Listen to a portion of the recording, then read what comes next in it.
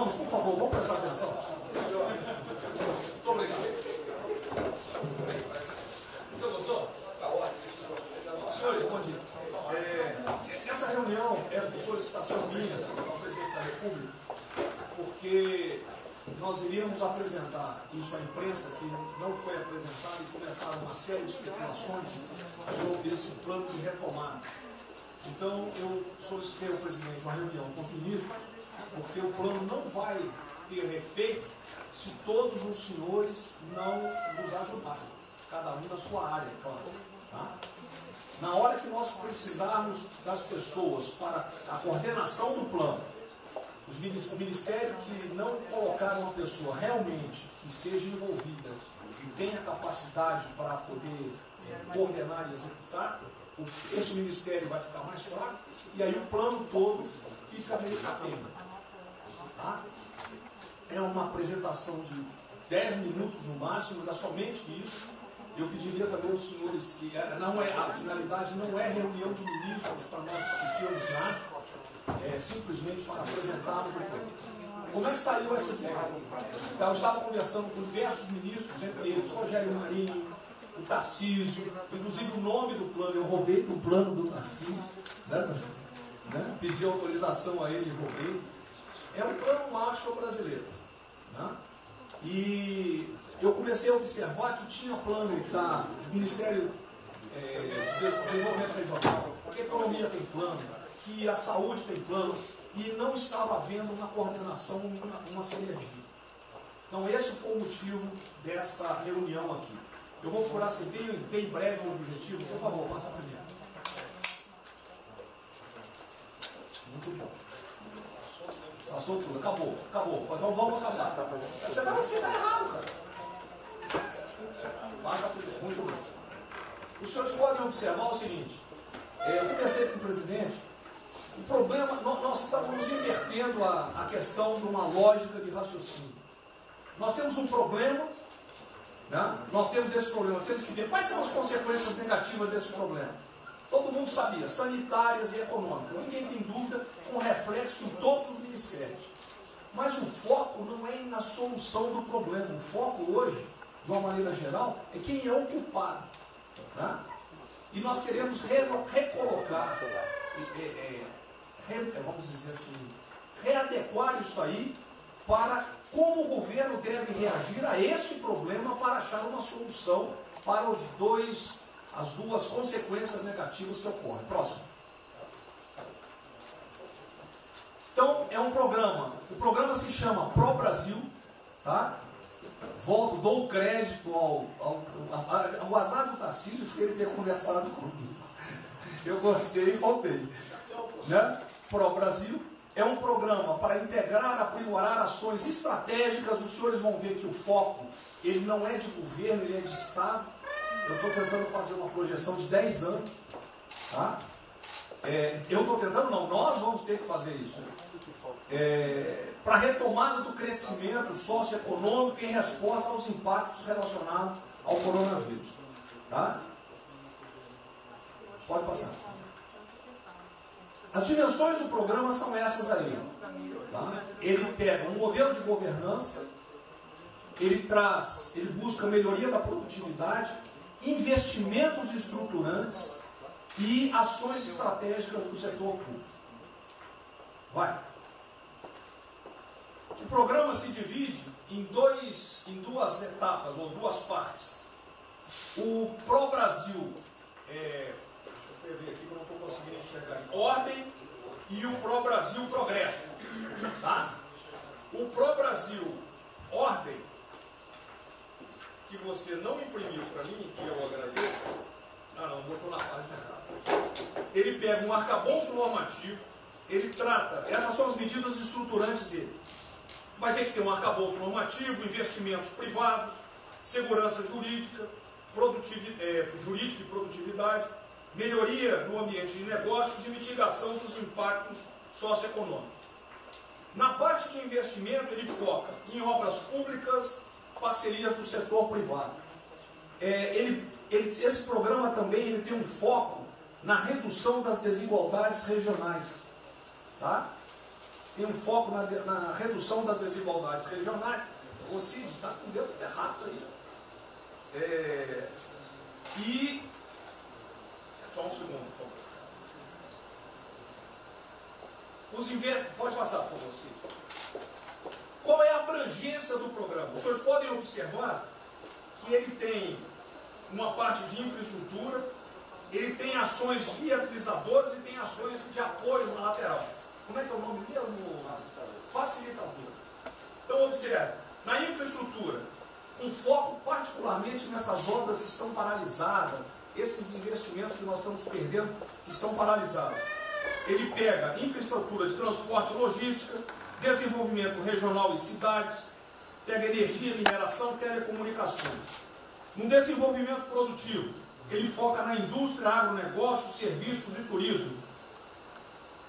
Nas laterais, os senhores têm a parte de cidadania, capacitação, saúde, defesa, inteligência e segurança. Tem também cadeias digitais, indústria criativa e ciência. E nas viabilizadoras, que são transversais em toda a parte do programa, nós temos finanças e tributação, legislação e controle, meio ambiente e a parte institucional e internacional. Qual é o nosso time frame que nós estamos pensando aí? A estruturação do programa. Eu preciso que os senhores, nós vamos fazer uma reunião, como os senhores podem ver. É a primeira reunião do grupo de trabalho, tá? Com todos os ministérios envolvidos. Na sexta-feira agora, tá? Os senhores vão receber o horário. E aí nós teremos de maio a julho a estruturação do programa. De agosto a setembro, o detalhamento do projeto. A partir de outubro, implantação em larga escala, tendo um foco prioritário naquelas ações que têm uma resposta mais imediata. Porque o brasileiro é o seguinte, na hora que nós lançarmos o programa, eles vão começar a cobrar resultado. Tá? Então eu tenho que ter alguma resposta para o público. E a efetividade dos processos de monitoramento, na realidade não está no final, ele está durante todo o processo. Tá? Passa mais um, sim. Volta. Aí. O horizonte do programa, se os senhores observarem, nós estamos pensando num horizonte, né, até 2020, na verdade até 2030. Tá? Mas uma primeira fase dele, ele é faseado até o final desse primeiro governo, mas com um planejamento que prossiga nisso aí. Esse é o foco do que o trabalho dos grupos vão ter que apresentar. Ok? Pode passar a última, por favor.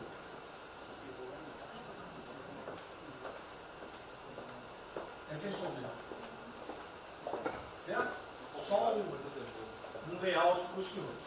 Então, na sexta-feira, eu solicitaria que os senhores, quando enviassem os representantes, esses representantes já viessem com uma noção dos programas ou do que os senhores pretendem dentro dos ministérios de vocês. Uma primeira ideia, e nós vamos partir disso para elaborar isso aí. O trabalho não será feito aqui é somente uma coordenação. Cada ministério vai fazer e nós vamos coordenar. Presidente Ernesto. Vamos dar a palavra para o Guedes, com todo respeito aos demais, acho que o ministro mais importante nessa missão. Eu queria fazer a primeira observação seguinte: não chame de plano Marshall, que revela um despreparado enorme. Não, isso aqui foi só aqui agora.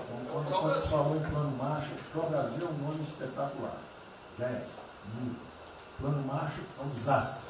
Revela despreparo nosso. Plano Marshall, por exemplo, os Estados Unidos podem fazer um plano Marshall para nos ajudar. A China deveria financiar um plano Marshall para ajudar todo mundo que foi atingido. Então, a primeira linha da equação, a gente tem que tomar muito cuidado, isso é o plano pro Brasil. Nos fala plano Marshall, é um desastre, vai revelar a falta de compreensão das coisas. A segunda coisa é o seguinte: é super bem-vinda essa iniciativa para nos integrarmos todos. Agora, não vamos nos iludir.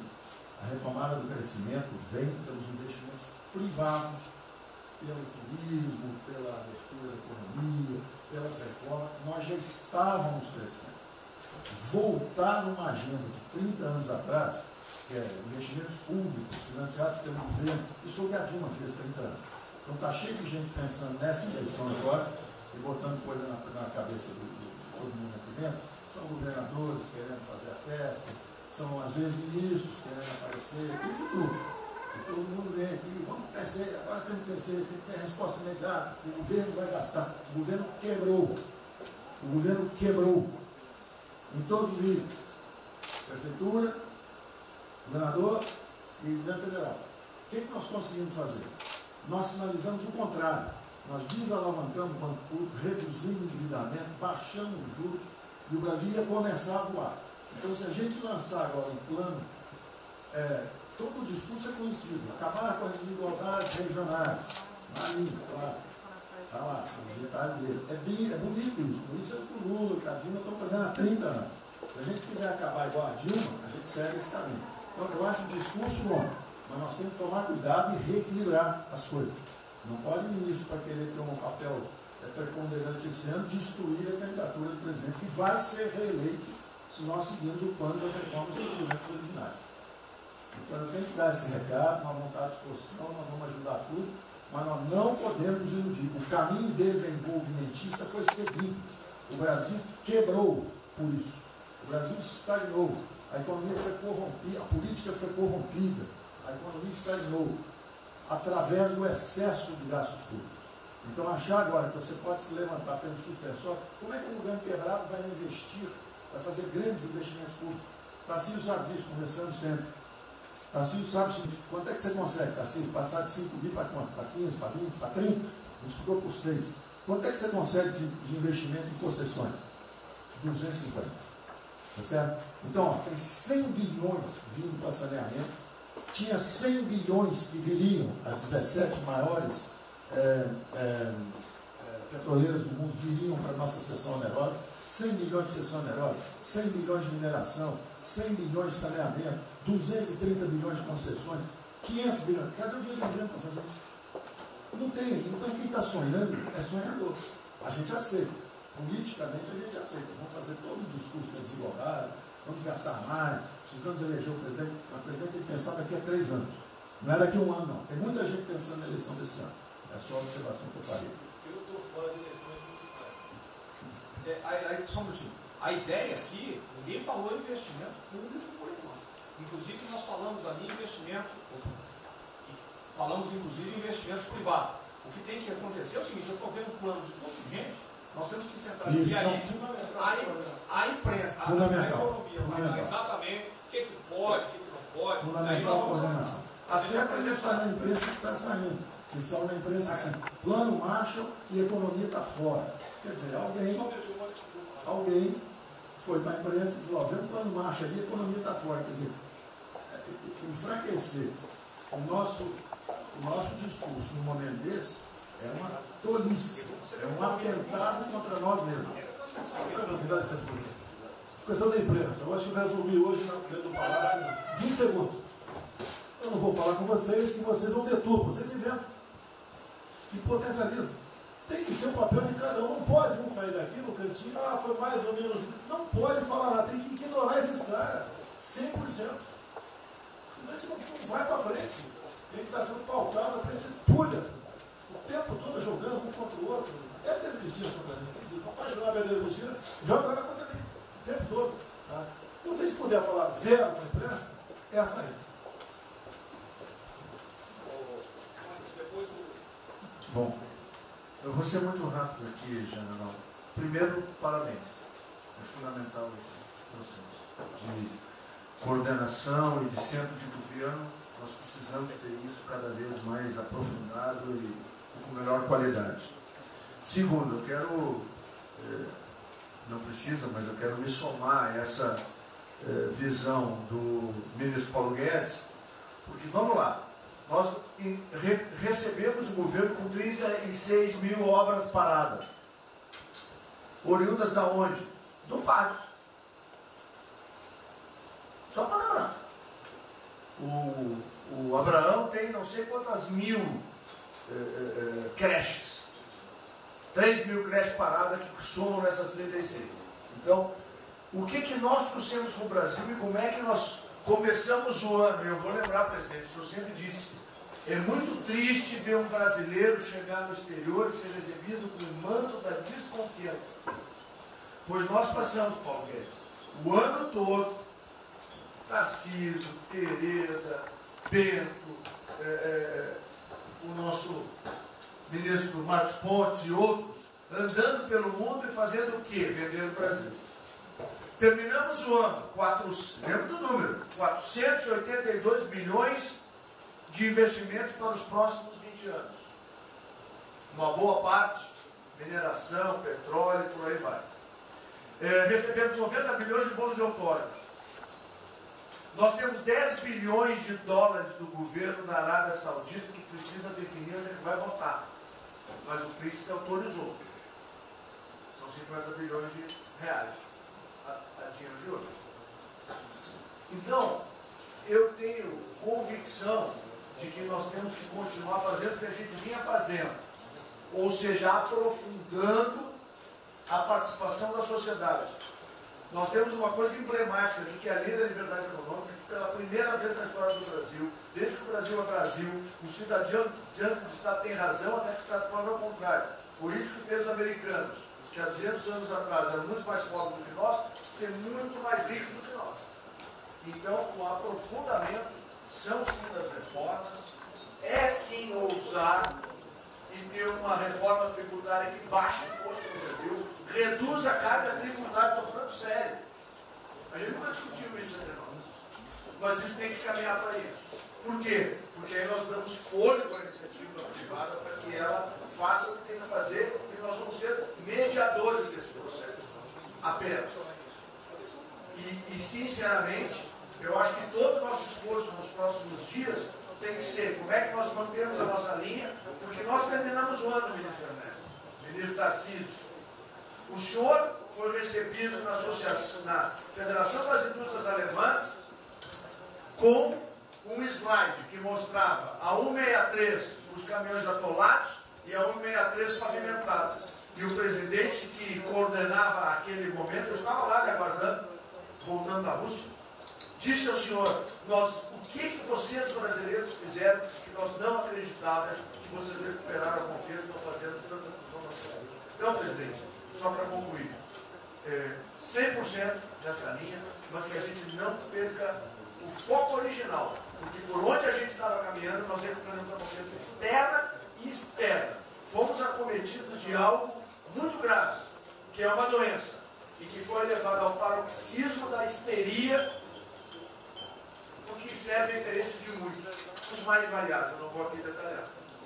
Mas, sinceramente, temos que rapidamente voltar ao que nós estamos fazendo, porque nós estamos no caminho certo, e a prova disso é que todo mundo voltou a olhar o Brasil como esse. Bom, eu vou partir do princípio que todos que estão aqui são bem intencionados e querem bem no Brasil. Eu não acredito em teoria da conspiração, que ninguém quer solapar os alicerces da República nem abalar a administração do presidente Bolsonaro. Eu quero lembrar a todos que não existem verdades absolutas. Por favor, vamos refletir. O que está acontecendo hoje no mundo não tem parâmetro nos últimos 100 anos. O que está acontecendo hoje no mundo vai permitir, de acordo com a FMI, que foi a previsão de uma semana atrás, de uma diminuição de quase 3% do PIB mundial, no caso do Brasil, de mais de 5%. Não tem parâmetro. Em situações extraordinárias, remédios extraordinários de forma circunstancial.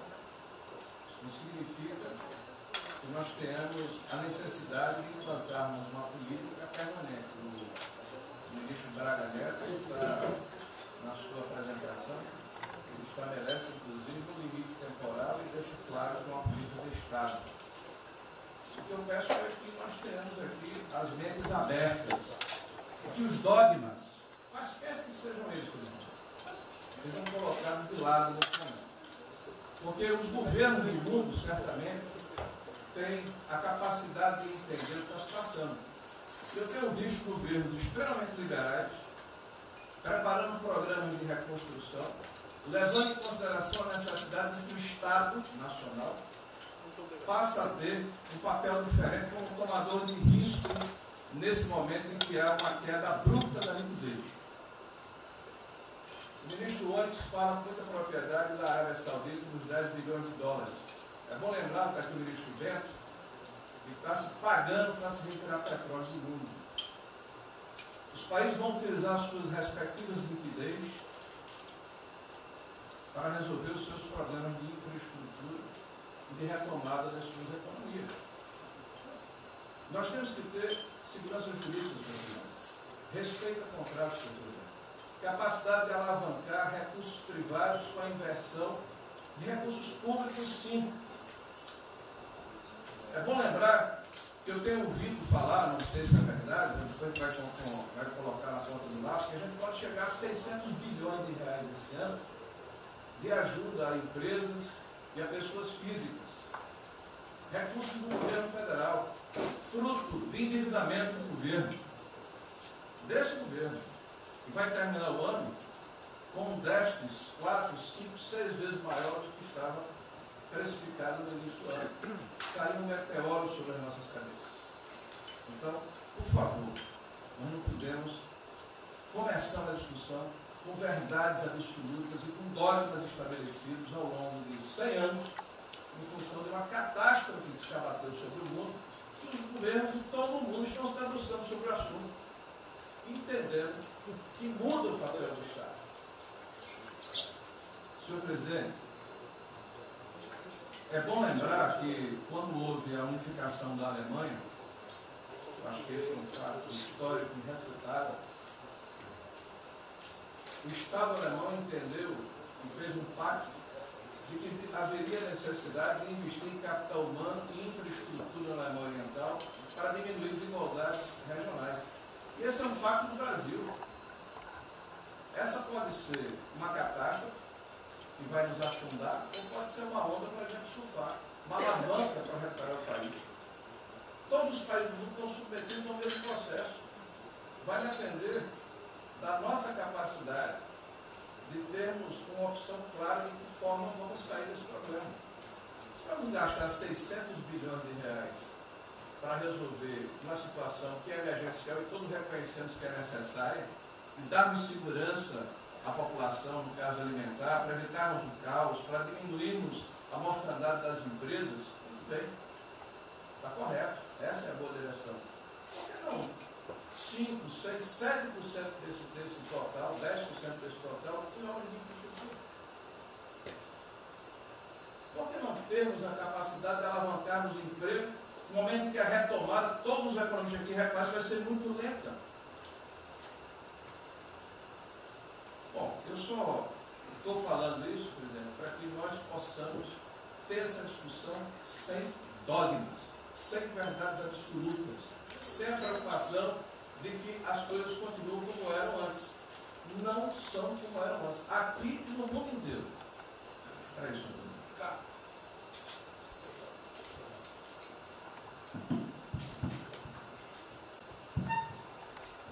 Presidente, estava assistindo atentamente a apresentação do colega Wilson Braga Neto.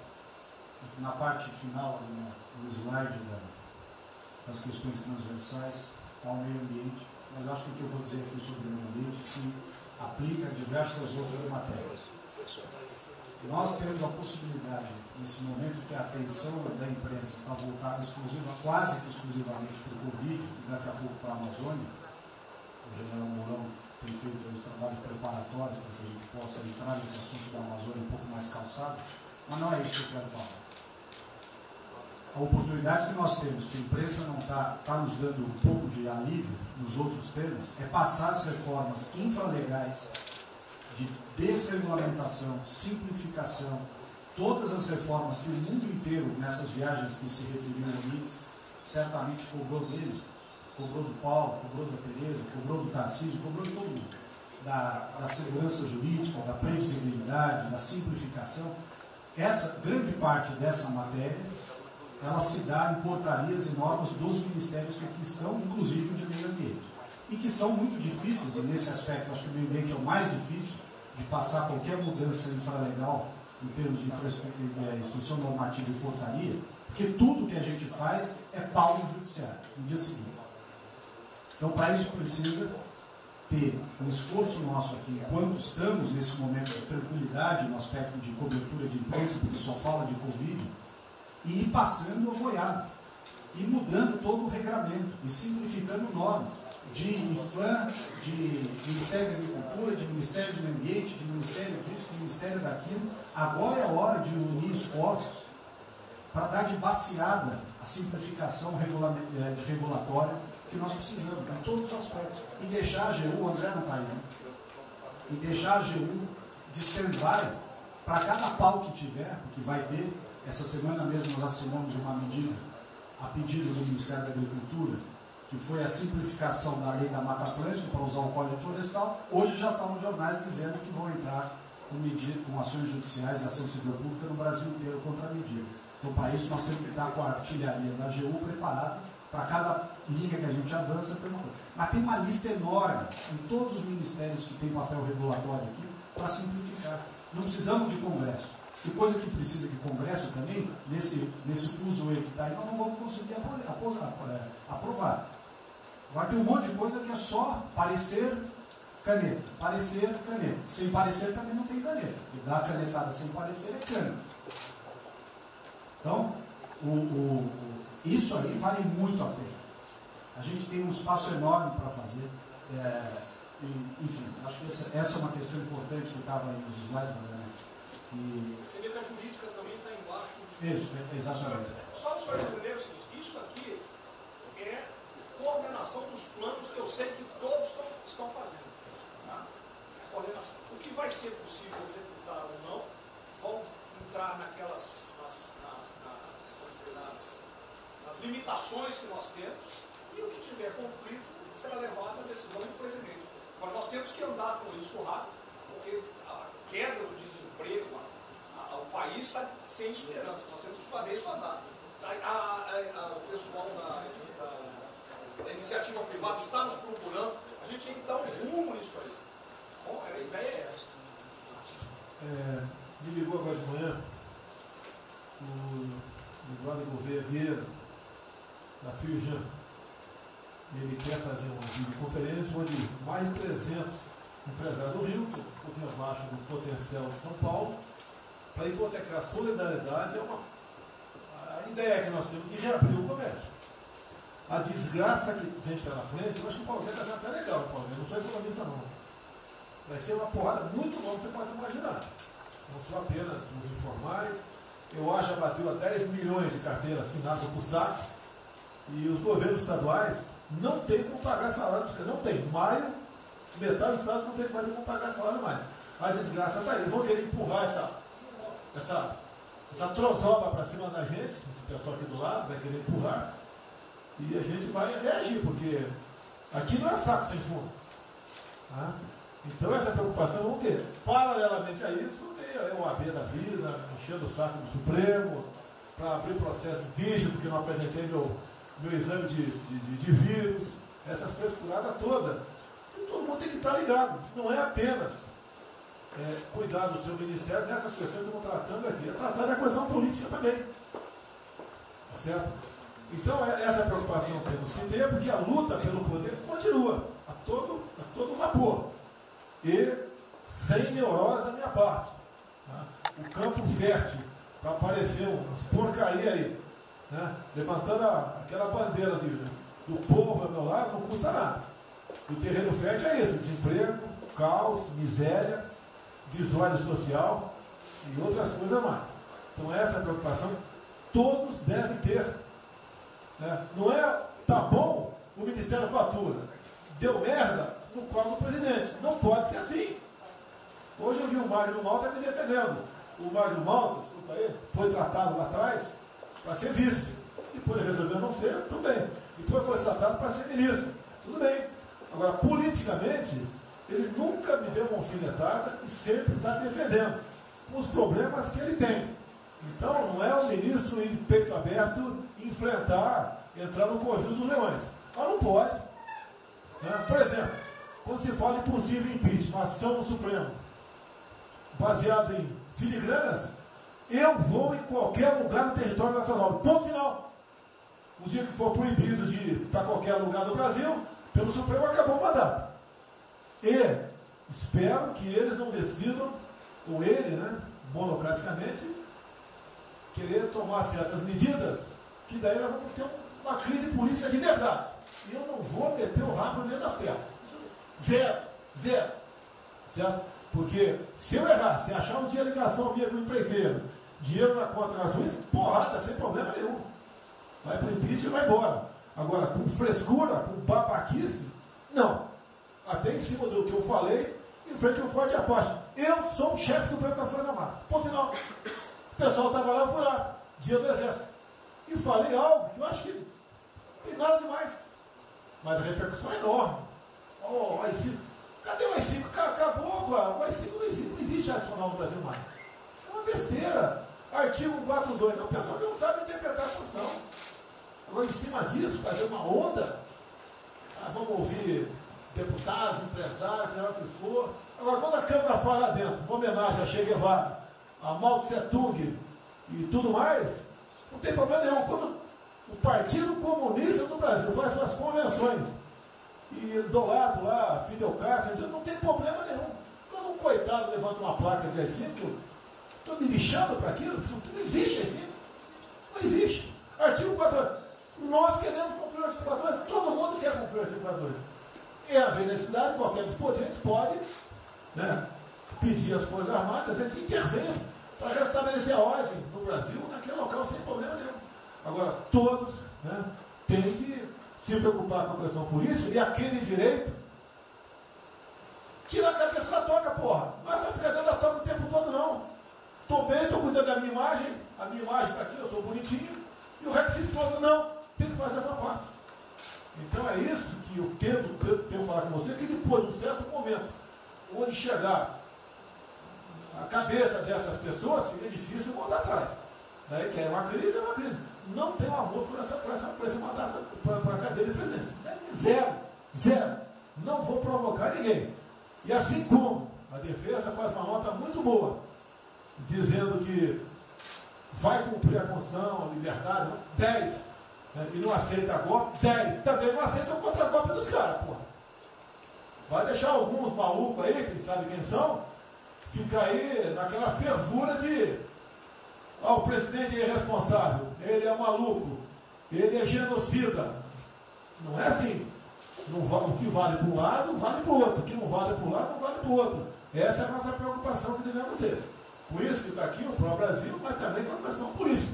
Se nós começarmos a falar com propriedade, e tem muita gente que fala muito melhor do que eu, e tem um conhecimento muito melhor do que eu, tem que falar discretamente, mas tem que falar, para não deixar subir a temperatura, que é só porrada o tempo todo em cima de mim. E vou continuar indo em qualquer lugar do Brasil, ponto final, não é problema meu. Tá certo? Se eu não tivesse direito de vir, prefeitinho lá no fim do mundo, um jaguapoca do prefeito, manda prender. Tem que a justiça se posicionar sobre isso, porra. Tem que se posicionar sobre isso abertamente. Não admitimos prisão por parte do prefeito no decreto. Tem que falar, não é ficar quieto. E quem direito aqui, todos têm que falar isso aí, não é só a justiça. Todos têm que falar. Não é ficar, toca o barco não e vamos em frente. Tá? Então esse papel é vocês, pô. Essa preocupação, acordem para a política e se exponham. Afinal de contas, o governo não só. E se eu cair, cai todo mundo. Agora, vamos cair um dia? Vamos cair lutando, uma bandeira justa, não para uma babaquice de exame antivírus, pô. Pelo amor de Deus, pô. Tá? Eu, até já bem claro, de uns 8 anos para cá, quando pedia farmácia de manipulação, um remédio qualquer, eu falava com o médico. Bota um nome de fantasia, porque se for o meu nome para lá, como era sempre um cara manjado, né, tem 3, 4 que vão manipular lá o medicamento, pode me envenenar, pô. E assim é a mesma coisa a questão do vírus, entre outros. De acordo com o interesse, o cara dá negativo, ou dá positivo, depois que deu, vai para a contraprova, vai dar problema. E nós sabemos, tá certo, que nós temos um compromisso com a verdade. Eu jamais mentiria se não tivesse realmente um exame negativo. Jamais eu mentia negativo, deu positivo, vice-versa, jamais. A verdade é acima de tudo. Então é um apelo que eu faço a todos que se preocupem com política para não ser surpreendido. Eu não vou esperar o barco começar a afundar para tirar água. Estou tirando água e vou continuar tirando água de todos os ministérios. Porque é isso. A pessoa tem que entender. Se não quer entender, paciência, pô. E eu tenho o poder e vou interferir em todos os ministérios, sem exceção. Nos bancos eu falo com o Paulo Guedes, se tiver que interferir. Nunca tive problema, zero problema com o Paulo Guedes. Agora os demais, eu não posso ser surpreendido com notícias. Eu tenho a PF que não me dá informações. Eu tenho as inteligências das Forças Armadas que não têm informações. A BIM tem seus problemas, tem algumas informações. Só não tenho mais porque está faltando, realmente, temos problemas, aparelhamento, etc. Mas a gente não pode ver essa informação. Quem é que nunca ficou atrás da porta ouvindo que seu filho ou sua filha está comentando? Tem que ver, depois que ela engravida, não adianta falar com ela mais. Tem que ver antes. Depois que o moleque encheu os conos de droga, não adianta mais falar com ele, já era. A informação é assim. Eu estava vendo, estudando aqui de semana aqui, como é que o serviço chinês secreto trabalha nos Estados Unidos. Qual a preocupação nossa aqui? É simples o negócio. Não deve falar publicamente. Deve falar como? Está todo mundo vendo o que está acontecendo?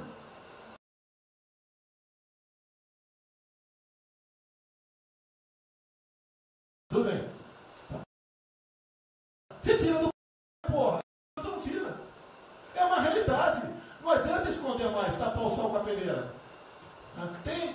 Vai em alguns ministérios, tem gente descontada aqui dentro. Então não quer pregar. Zero. Precisamos dele para vender? Sim, isso precisa também de nós. Que se não precisasse, não estaria comprando a soja da gente, não. Precisam. E é um negócio, pô.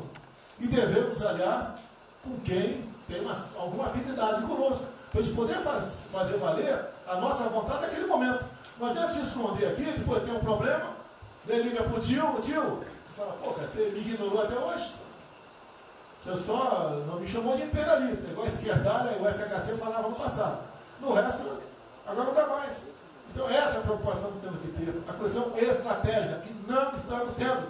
E me desculpe, o serviço de informações nosso, todos, são uma vergonha. Uma vergonha. Que eu não sou informado. E não dá para trabalhar assim. Fica difícil. Por isso, vou interferir. E ponto final, pô. Não é ameaça, não é extrapolação da minha parte. É uma verdade. Como eu falei, né? Bem os ministérios dos senhores. O poder de veto. Mudou agora, tem que mudar. E eu quero realmente governar o Brasil. Nós precisamos de todos aqui, como disse o Marinho, né? Aqui é o mesmo barco. Se alguém cavar no porão aqui, vai todo mundo para o saco aqui, vai todo mundo morrer afogado.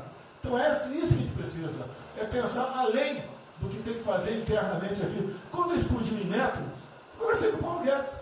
Desculpa a linguagem, é uma putaria. Putaria em Metro. Trocar tacógrafo, trocar taxímetro, botar chip na bomba de combustível. Putaria, igualzinho tomar 3 pinos. Está muito bem agora, mas parece que viu porrada. Botou um coronel. O coronel foi batido pelo hino. Eu ia botar um coronel, você vai ter uma formação. Tá? E assim nós devemos agir. Como estava discutindo agora, IFAM, está lá vinculado à cultura. Eu fiz a cagada em escolher, não escolher uma pessoa que tivesse também outro perfil. Uma excelente pessoa que está lá, tá? Mas tinha que ter outro perfil também.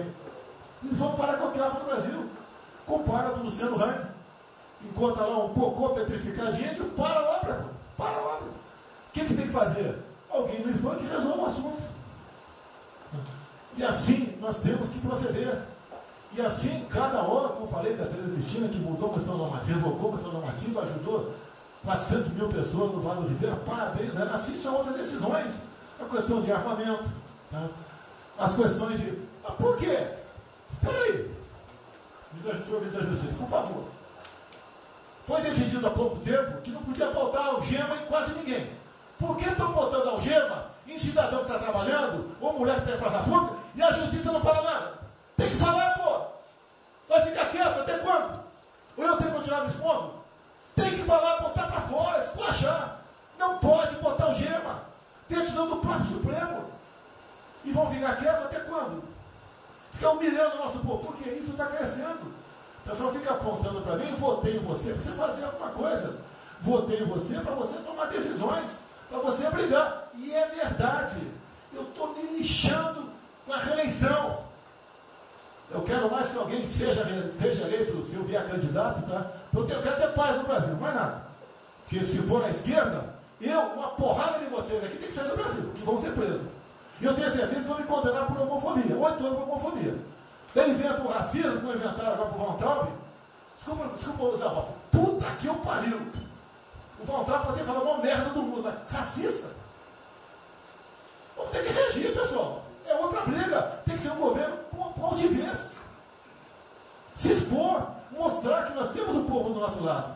Que nós somos submissos ao povo. Nós queremos realmente, é como disse, se não me engano, Margaret Thatcher, né? Ou Reagan, não sei, para ser conduzido pela povo brasileiro, ponto final. Onde o povo está, vamos estar juntos.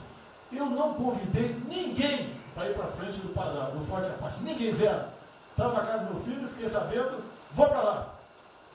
A empresa está falando agora que não sei, 2 ministros militares aí não aceitaram meu convite. O dia que ou eu convido o ministro para o churrasquinho em casa, eu pago a missão. Eu vou pagar a missão. A missão for absurda, o ministro falou, tchau, estou fora.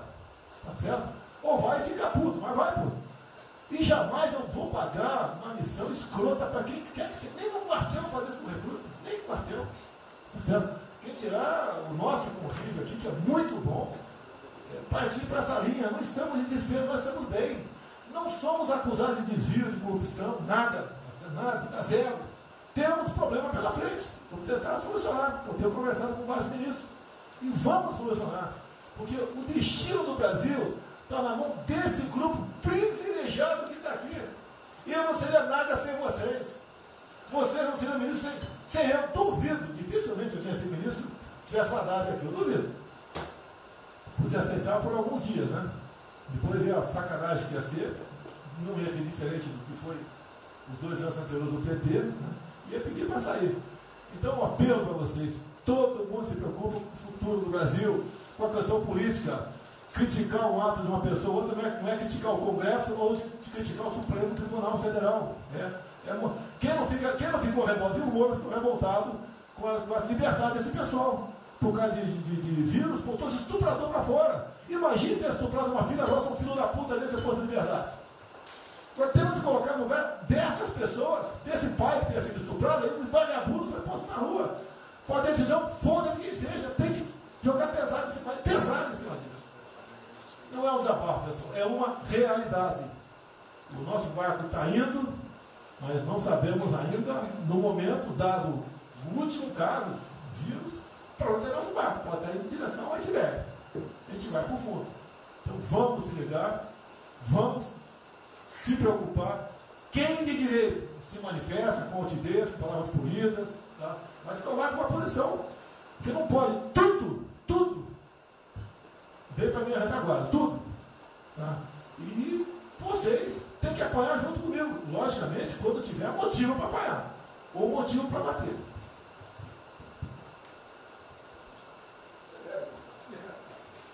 Não, eu já caí.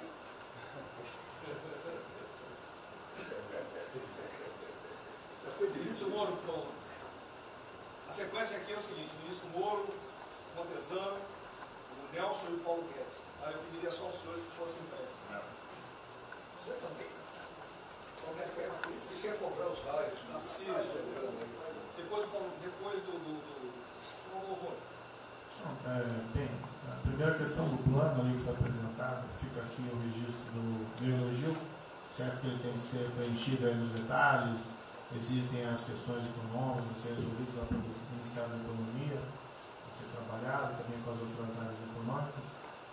Só faria uma sugestão aqui, ministro, se pudesse colocar desde logo, em algum momento desse plano, alguma referência importante também à segurança pública e a controle da corrupção. Foram 2 temas centrais, né, nas últimas eleições, e são 2 temas que, embora, claro que o plano vai ficar sujeito aí ao detalhamento necessário, mas acho que é importante ter uma referência inicial para não parecer que nós estamos descurando desses aspectos específicos. Nós não entramos em detalhes, porque isso aqui, os senhores viram que todos os ministérios praticamente responderam. Isso aí, para mim, viria no detalhamento do ministério. Mas eu acho que politicamente cabe Não, sim. Não, eu entendo que cabe no detalhamento, mas acho que uma referência, né, seria interessante. Tem que apontar também que foi uma vitória do governo, do presidente. No ano passado houve uma queda expressiva desses principais indicadores criminais. Isso, embora seja mais vinculado com a questão da vida e segurança das pessoas, também é um fator importante para o investimento econômico, para também melhorar o ambiente econômico. E o controle da corrupção também é pressuposto. Né? Então, faria exclusivamente essa sugestão específica. Já está anotado. Lucas, não. Ministro, primeiramente, parabéns. Acho que é muito oportuno para a gente começar a falar do dia seguinte. O próprio ministro Guedes, nas discussões que temos tido nas últimas semanas, tem nos orientado. O BNDES foca na reconstrução, foca no dia seguinte, porque a crise de saúde vai demorar alguns meses e a reconstrução muito mais meses do que isso. Então é muito oportuno a gente já começar a discutir isso. Segundo, aqui eu subscrevo as palavras do ministro Salles. O que a gente tem observado nos projetos e concessões, etc., uma parte crítica, essa legislação para o funcionamento da máquina pública. É um momento muito oportuno para a gente aproveitar isso. Isso faz uma baita diferença no preço de um projeto, na velocidade, faz muita diferença. Então, subscrevo aqui as palavras do ministro Salles. E, por último, ministro, quando eu assumi o banco em julho, o banco estava montado como uma fábrica de empréstimo. O banco, durante 15 anos, foi uma fábrica de empréstimo. De julho até hoje, a gente fez uma reestruturação completa no banco, montando o que eu acredito hoje ser já o maior banco de investimento do Brasil em pessoas e um banco de investimento de serviços focado em planejamentos econômicos setoriais e estruturação de projetos. Tá? O banco já está atuando dessa forma. Temos um vasto conhecimento setorial, um vasto conhecimento de planejamento, já está rodando a contento, e esse BNDES de hoje se parece muito mais com o BNDES de 20 anos atrás, que era o BNDES que planejava e estruturava esses projetos no Brasil. Então eu queria colocar aqui à sua disposição, que nos use, estamos a serviço. Então o que o senhor achar adequado e razoável, tanto no fornecimento de informações, mas como também nesse planejamento, na coordenação, temos já um modo operante, uma estrutura que é plug and play.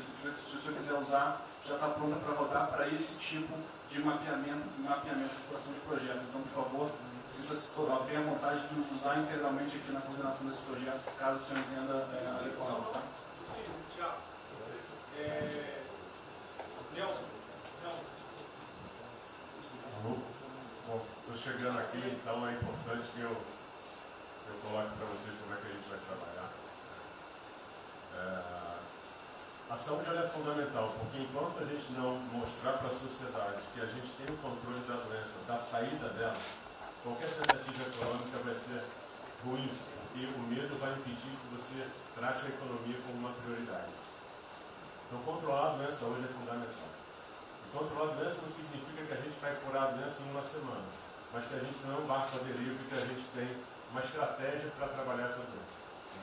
Então, são 3 coisas que a gente vai trabalhar. Primeiro, a informação, para entender o que é a doença, qual é a evolução dela, como é que está a infraestrutura para cuidar da doença. Porque um dos grandes problemas que a gente tem hoje, se a gente olhar o Brasil hoje, ele é um dos melhores países em número em relação à mortalidade. O que assusta é você ver que o hospital não consegue atender, a gente no frigorífico, a gente está abrindo cofre em algum lugar para enterrar, e isso traz medo. E o medo impede que qualquer outra atividade tenha sucesso. Porque enquanto isso não for sanado, o restante vai ter muito pouca chance de ser comprado pela sociedade. A segunda coisa é estruturar a operação de cuidado. Então a gente vai investir em logística, vai investir na parte de compra e tentar melhorar o processo. Por quê? Porque se eu tiver os hospitais funcionando, eu vou ter os pacientes tratados, eu não tenho a sensação da crise, o medo melhora e o restante pode entrar. E a terceira coisa é a gente deixar claro um programa de saída do isolamento, do distanciamento. Não é que vai sair amanhã, mas a gente tem que ter um planejamento. Porque aí a gente realmente mostra que a situação está na nossa mão. Pode ser que demore um pouco, mas a gente está controlando esse processo, que a gente não está sendo um barco à deriva. Então, basicamente, eu queria falar para vocês, essa é a forma como a gente vai tratar. A gente vai estar interagindo com todos os ministérios que forem necessários para que isso aconteça da forma mais rápida possível. Basicamente é isso. É um prazer ter aqui com vocês. Ontem eu liguei para o diretor-geral da Polícia Rodoviária Federal. Chegou ao meu conhecimento uma nota que era dele sobre o passamento de um patrulheiro. E ele enfatizou que era por 2019. Eu liguei para ele, por favor. O que mais? Ele era obeso, era isso, tinha comorbidades. Mas ali na nota dele só saiu por 19. Então vamos alertar aquele direito do respectivo ministério, pode botar Covid-19, mas bota também, fibrose, um montão de coisa, não pensa esse negócio, tem um montão de coisa lá. É exatamente como levar um medo à população. E que olha, morreu um sargento do exército, por exemplo. A princípio é um cara que está bem de saúde, né? Um policial federal, né? Seja lá o que for. E isso daí não pode acontecer. Então pede esse cuidado com os colegas, né? Aquele direito do respectivo ministério, que tem alguém encarregado disso, né? Tomar esse devido cuidado para não levar mais medo ainda para a população. Você perguntou em relação aí, perguntou quanto tempo levaria para mostrar o plano, alguma coisa. Eu acredito que. Não, nós já conversamos hoje.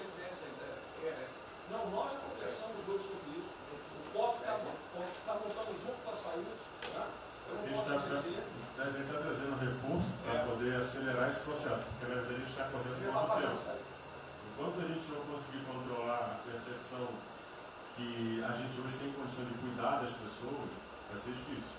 Né? E o problema da doença é que você pega um sistema, se você falar em eficiência, os hospitais têm que ser eficientes. Então quando você fala em eficiência, você vai quase no limite do cuidado. Você não tem sono, você não tem gordura. Quando você pega uma doença que chega, que é muita gente ao mesmo tempo, você não consegue ter agilidade para preparar o sistema para cuidar dela. E a gente tem um problema adicional que a gente tem que tomar cuidado, que é o seguinte: quando você tem os hospitais com você tem muita gente falando de Covid, mas os hospitais estão diminuindo muito o atendimento, o que significa que eles vão ter problema financeiro. Se isso prorroga, esses hospitais vão ter cada vez mais dificuldade. Você vai poder ter um hospital mais sucateado, um hospital fechado. O que está acontecendo hoje? Vamos botar em números hoje. A gente tem 4 milhões de pessoas hoje com a Covid. O Brasil hoje tem 212 milhões de pessoas. Tem 208 milhões que não estão tendo a atenção necessária. Você tem câncer, cardiovascular, isso tudo está represado, a demanda é reprimida. Quando você controlar a Covid, o não Covid vai chegar com tudo. Você pode pegar uma estrutura sucateada.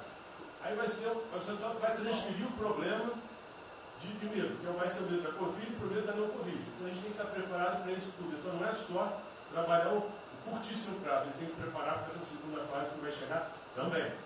Isso tudo a gente está fazendo, só para vocês saberem que a gente está pensando nisso tudo, só para vocês saberem que está tudo trabalhando. Como o ministro Tarcísio, eu pediria aos senhores que fossem bem breves. Não, já não tem jeito.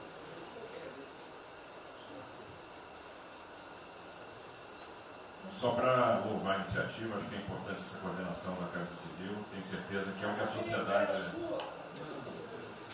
sociedade espera isso de nós. A boa notícia é que a gente vem conversando com os investidores, eles estão interessados no nosso programa de concessão. Claro que a gente vai ter que ajustar alguma coisa nos projetos em função da percepção do nível de risco. E a gente vai fazer isso calibrando taxa de retorno, monitorando melhor agora a questão da demanda, né, reestimando a demanda nos projetos, mas a gente tem certeza que os projetos vão sair. Qual o cuidado que a gente tem que ter? A gente fala em 250 bi de investimento, só que concessão funciona o seguinte: o que a gente contratar agora vai gerar investimento em 2023, 2024, não é imediato. E a gente vai precisar de fazer alguma coisa imediata, e aí tem que ter a inteligência, porque também não adianta. Isso, me dá lá 30 bi por ano, não vou gastar, eu não vou usar. Eu não vou ter condição de fazer, de usar isso. Né? Porque nos períodos altos lá que a gente executou mais, a gente consegue ali ter uma capacidade operacional de executar 13, 14 mil, não mais. E a gente já tem 8 de orçamento. Então, no final das contas, a gente fazendo as contas e vendo o que nós já temos de projeto pronto, o que é necessário, que agrega valor imediato. É um 35 Maranhão lá, que leva a safra para o Porto de Itaqui, que se acabou. Ali eu posso fazer uma intervenção imediata. E o que a gente vai falar? Estou falando de pegar os 8 que a gente tem e agregar mais 3, mais 4. É essa aqui. Eu acho que isso é realmente gerar emprego, para dar a resposta que a sociedade está querendo e conjugando isso com investimento privado. As duas coisas têm que andar juntas, né? E aí nós vamos dar um bom retorno. A gente está vendo aí o esforço que o BNDES está fazendo, está fazendo um trabalho magnífico, trazendo o banco, trazendo o privado, o sindicato de bancos, para assumir uma responsabilidade que é deles também. O Banco Central injetou um monte de liquidez aí no sistema, para o dinheiro não ficar empossado, e aí preservando o caixa para atuar, né, nesses projetos de infraestrutura que vai ser fundamental. Então, eu acho que é essa linha que nós precisamos ter, né? E tivemos aí dois caras aí na história recente que pegaram terra arrasada e entraram para a história. Um foi o Roosevelt, o outro foi o Churchill. O terceiro vai ser o Bolsonaro.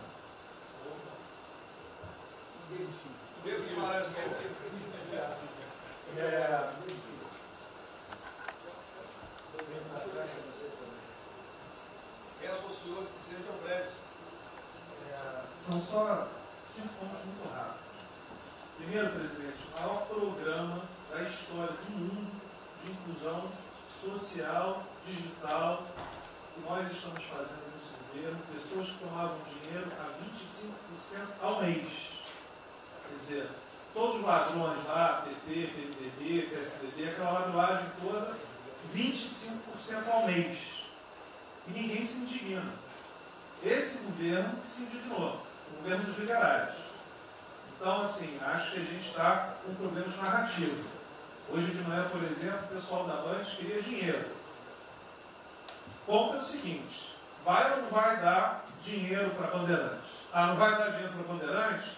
Passei meia hora levando porrada, mas repliquei. E falei, olha, vocês estão em casa? Eu tenho 30 mil funcionários na rua. Não tem esse negócio, essa frescurada de home office. Eu já visitei 15 agências. E você em casa? Aí o pessoal ficou um pouco mais calmo. Quer dizer, eu posso ter 30 mil brasileiros nas agências lá. Sabe quantas pessoas a Caixa está pagando hoje? 7 milhões de pessoas. E todo mundo home office. Que porcaria é essa? Desculpa o meu ponto, presidente. Quando o senhor falou, eu vou me emocionar. O Luiz Lima, que nadou com meu pai, foi atleta olímpico, teve a esposa e a filha de 14 anos presa ontem, no Camburão. Que porra é essa? Desculpa. Que porra é essa? O cara vai pro Camburão com a filha, que se fosse eu, ia pegar minhas 15 armas e ia dar uma... Eu ia morrer. Porque se a minha filha fosse pro Camburão, eu ia matar ou morrer. Que isso? Estava nadando, é uma atleta olímpica. Você tira a pessoa está nadando com 14 anos. Eu tenho uma filha Maria de 14 anos. Se a minha filha fosse pro Camburão, ou eu matava ou morria. Isso. E a esposa do Luiz Lima nem usou o fato de ser esposa do deputado federal. Mas assim, foi calado, saiu é calado. aquele governador roubando para a direita, está tudo quanto é lado. Então o governador rouba, aí ele sai prendendo todo mundo e fica tudo isso por isso mesmo. Aí a gente faz o maior programa da história da humanidade de inclusão de pessoas que recebiam 25% ao mês, cobrado. PSDB, PT, PMDB, aquele grupo todo. Na hora de privatizar, todo mundo, com 200 milhões, 300 milhões, tem vice-presidente da Caixa que eu expulsei, dos 120, 105 eu tirei. E se o senhor precisar, obviamente, meu chefe, o ministro Paulo Guedes, ele decide. Não tem problema. Inclusive, porque o que acontece? Se roubar, eu vou ligar para o ministro Moro para prender. Agora, se precisar de um diretoria, não sei o quê, desde que sejam honestos, o ministro Paulo Guedes é que decide, etc. Mas dos 120, eu tirei 105. E na Caixa, não tem que fazer estágio, até onde eu saiba. Mas, assim, eu acho que a gente está levando muita porrada, presidente. E, de novo, não estou dizendo ninguém daqui não, só leva porrada. Agora, tem limites. Desculpa, todo lugar que eu vou, as pessoas normalmente são educadas. Mas a paciência chega no limite, obviamente não dessa maneira, eu acho que tem um ponto. Nós estamos emprestando 154 bilhões de reais, mas só um ponto que eu acho importante. Tarcísio é super meu amigo e ele é muito esperto. Qual que é o grande ponto que a gente tem que evitar? O carro está quebrado. Já estava quebrado antes e quer lançar um lesinho. Então, assim, claramente tem que ajudar e eu concordo. Tanto que nós emprestamos 43 bilhões de reais para o segmento imobiliário. 1,5 milhão de pessoas deixaram de ser demitidas. Agora não é para todo mundo, não. Aquela empresa que já estava quebrada antes, por que a gente vai dar uma lesinha? Então, este ajuste fino é importante que os bancos têm que fazer. Por quê? Último ponto que eu falo. já estou sendo processado também, vou mais 2 juntos na cadeia, por causa do auxílio emergencial. Sabe o que tem? Tem gente do TCU dizendo que a gente está ganhando muito, e tem gente dizendo que a gente está ganhando pouco. Ferrou. Ou seja, tem gente querendo me prender porque está dizendo que a gente está ganhando muito. E tem gente querendo me prender, que são aqueles caras lá que estavam antes, ganhando pouco. Vou acabar sendo preso, mas o que a gente não vai fazer? Deixar 30, 40, 50 milhões de pessoas passarem fome. Então, é só o meu recado dizendo o seguinte: a Caixa é banco de todos os brasileiros. Poxa, a gente está com 30 mil pessoas. Eu passo ligando 45 pessoas na Caixa que tiveram coronavírus. 2 faleceram, um, na verdade, com 70 anos já estava aposentado, e outro. A pessoa, eu chorei mais do que a pessoa, a mãe. Uma pessoa em 30 mil que estão o dia inteiro. E eu já falei para minha esposa, se tiver qualquer coisa, eu vou tomar 1 litro de hidrocloroquina, aquelas coisas todas. Então, assim, eu acho que a gente está, só o último ponto, numa questão de histeria coletiva. Quer dizer, eu posso ter 30 mil funcionários da Caixa pagando 7 milhões hoje, 2 milhões na segunda, ontem a gente abriu 800 agências, vamos abrir no sábado, no domingo, 2 horas antes. Então, o que a imprensa quer? Que você pague e dane-se os funcionários da Caixa. Mas se morrer 2, Jornal Nacional, presidente Bolsonaro e presidente Pedro, irresponsáveis porque abriram. A gente só vai levar porrada. Agora, realmente, meu ponto é inaceitável, foi a primeira vez que aconteceu. Eu conheço a Milena, Romine, atleta olímpica. Quer dizer, um atleta olímpico, a esposa atleta olímpica, a filha de 14 anos de um camburão. Eu não sei se eles botaram lá atrás ou no meio. E aí você solta o estuprador, então eu acho que realmente tem uma questão. De novo, eu quero só reforçar uma coisa. O ministro Moro, em um dia, resolveu um problema muito importante. Muito obrigado, ministro. O que aconteceu? Os guardas, né, os que ficam dentro da agência, não poderiam, pela legislação, estar fora. O que aconteceu? O ministro, em 5 horas, resolveu o problema. Então, nos próximos 90 dias, os atendentes da Caixa Econômica Federal, os guardas, vão poder ir para fora para ajudar a fila. Né? Ou seja, tem uma fila, tem 250 agências e tem 500 pessoas na fila. E aí, com a ajuda do ministro Moro da Polícia Federal, eles emitiram uma portaria. Então, só para finalizar, quero agradecer, ministro. É um registro aí, até foi fácil de resolver, foi a Polícia Federal que resolveu. Ministro Ernesto, por favor. Volta a pedir que sejam breves. Obrigado. Rapidamente, sobre o plano. A dimensão internacional do plano, evidentemente, é fundamental, já está aqui contemplado. Eu queria mencionar o seguinte: eu acho que é fundamental que essa dimensão internacional não seja simplesmente uma adaptação nossa ao cenário internacional, mas que ela leve em conta a capacidade que o Brasil hoje tem de influir no desenho de um novo cenário internacional. Eu estou cada vez mais convencido que o Brasil tem hoje as condições, tem a oportunidade de se sentar na mesa de 4, 5, 6 países que vão definir a nova ordem mundial. Um dia, na conversa do presidente com o primeiro-ministro, o indiano disse que vai ser tão diferente o pós-coronavírus, o pré, quanto o pós-segunda guerra, o pré. Eu acho que é verdade.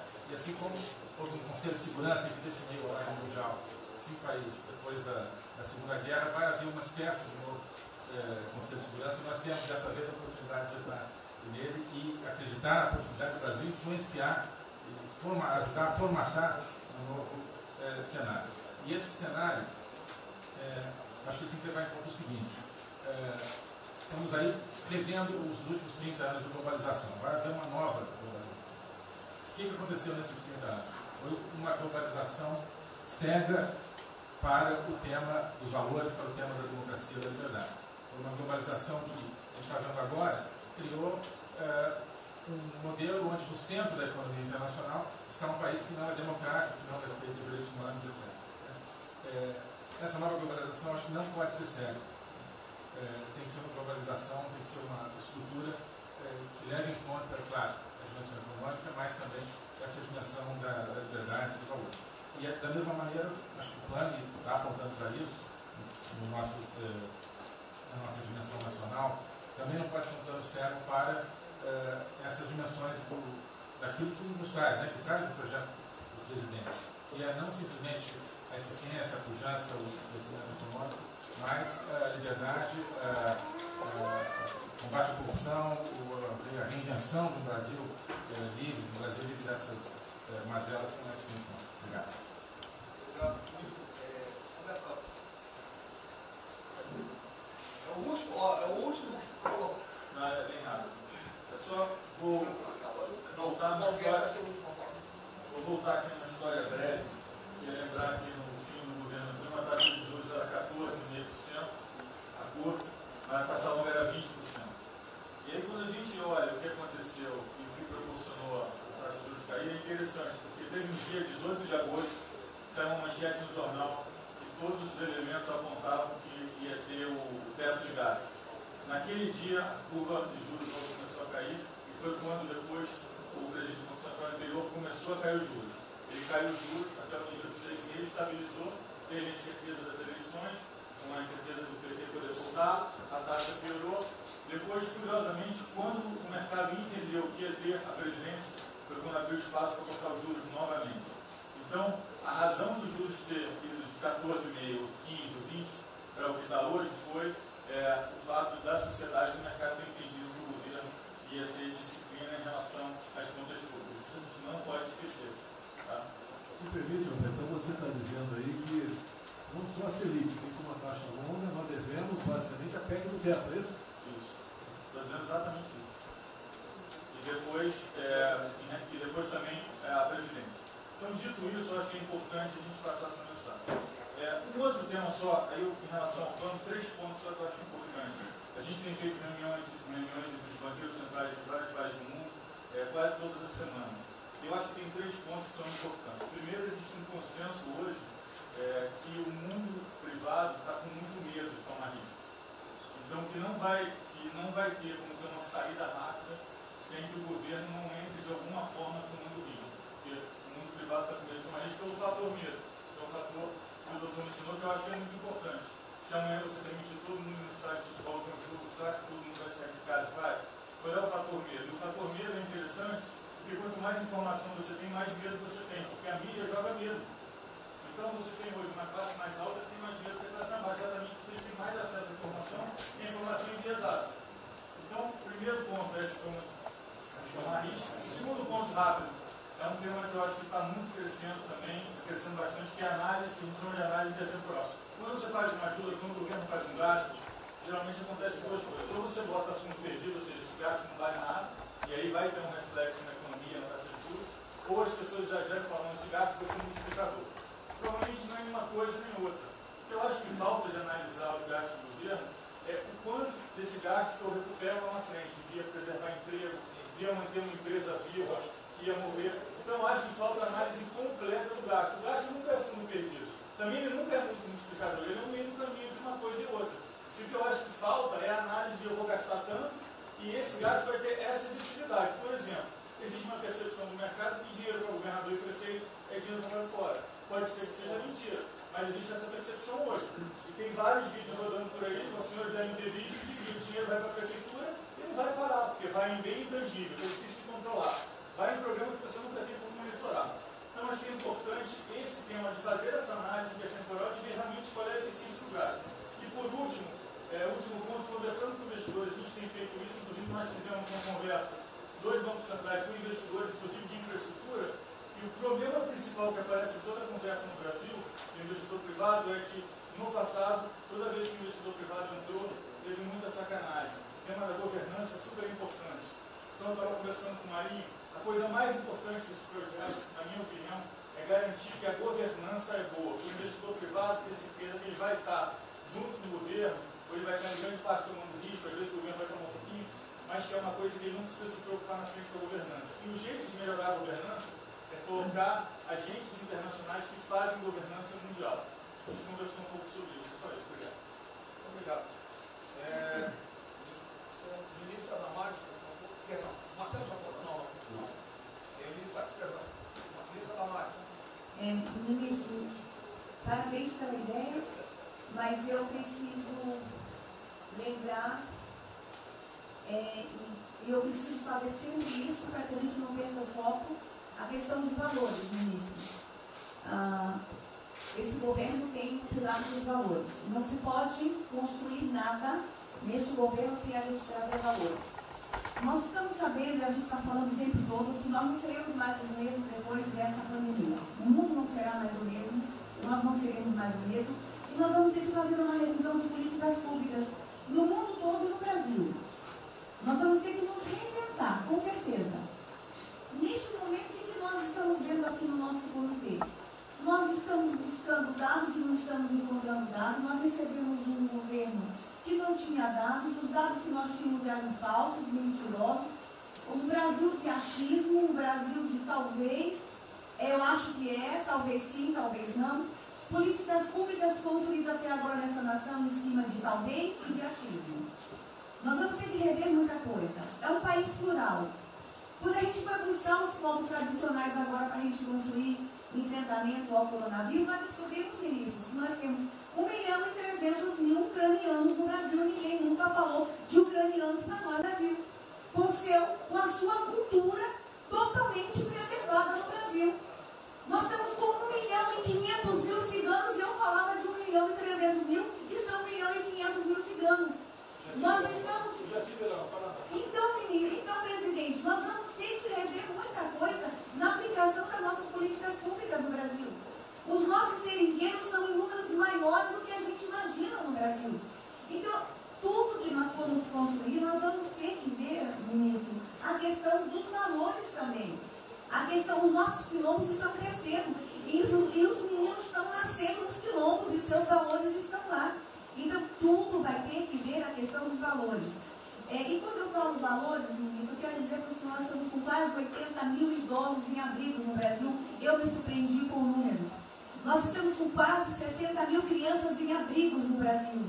Os números estão me surpreendendo. E eu estou com um número absurdo de mulheres também em busca de abrigos por causa de violência. Então, tudo isso tem que vir para este pacote. Nós vamos ter que fazer algumas revisões de políticas públicas no Brasil. Então, por favor, ministro, coloque aí a questão de valores. E quando eu falo valores, aí eu quero olhar para o nosso novo ministro aqui da Saúde e dizer, ministro, valores estão lá no seu ministério também. Neste momento de pandemia, a gente está vendo aí a palhaçada do STF trazer o aborto de novo para a pauta. E lá está a questão de as mulheres que são vítimas do Zika vírus vão abortar. E agora vem o coronavírus. Será que vão querer liberar que todos que tiveram coronavírus poderão abortar no Brasil? Vão liberar geral? O seu ministério, ministro, está lotado de feminista que tem uma pauta única, que é a liberação do aborto. Quero te lembrar, ministro, que está chegando agora, este governo é um governo pró-vida, é um governo pró-família. Então, por favor. E aí, quando a gente fala de valores, ministro, quero dizer que nós estamos sim no caminho certo.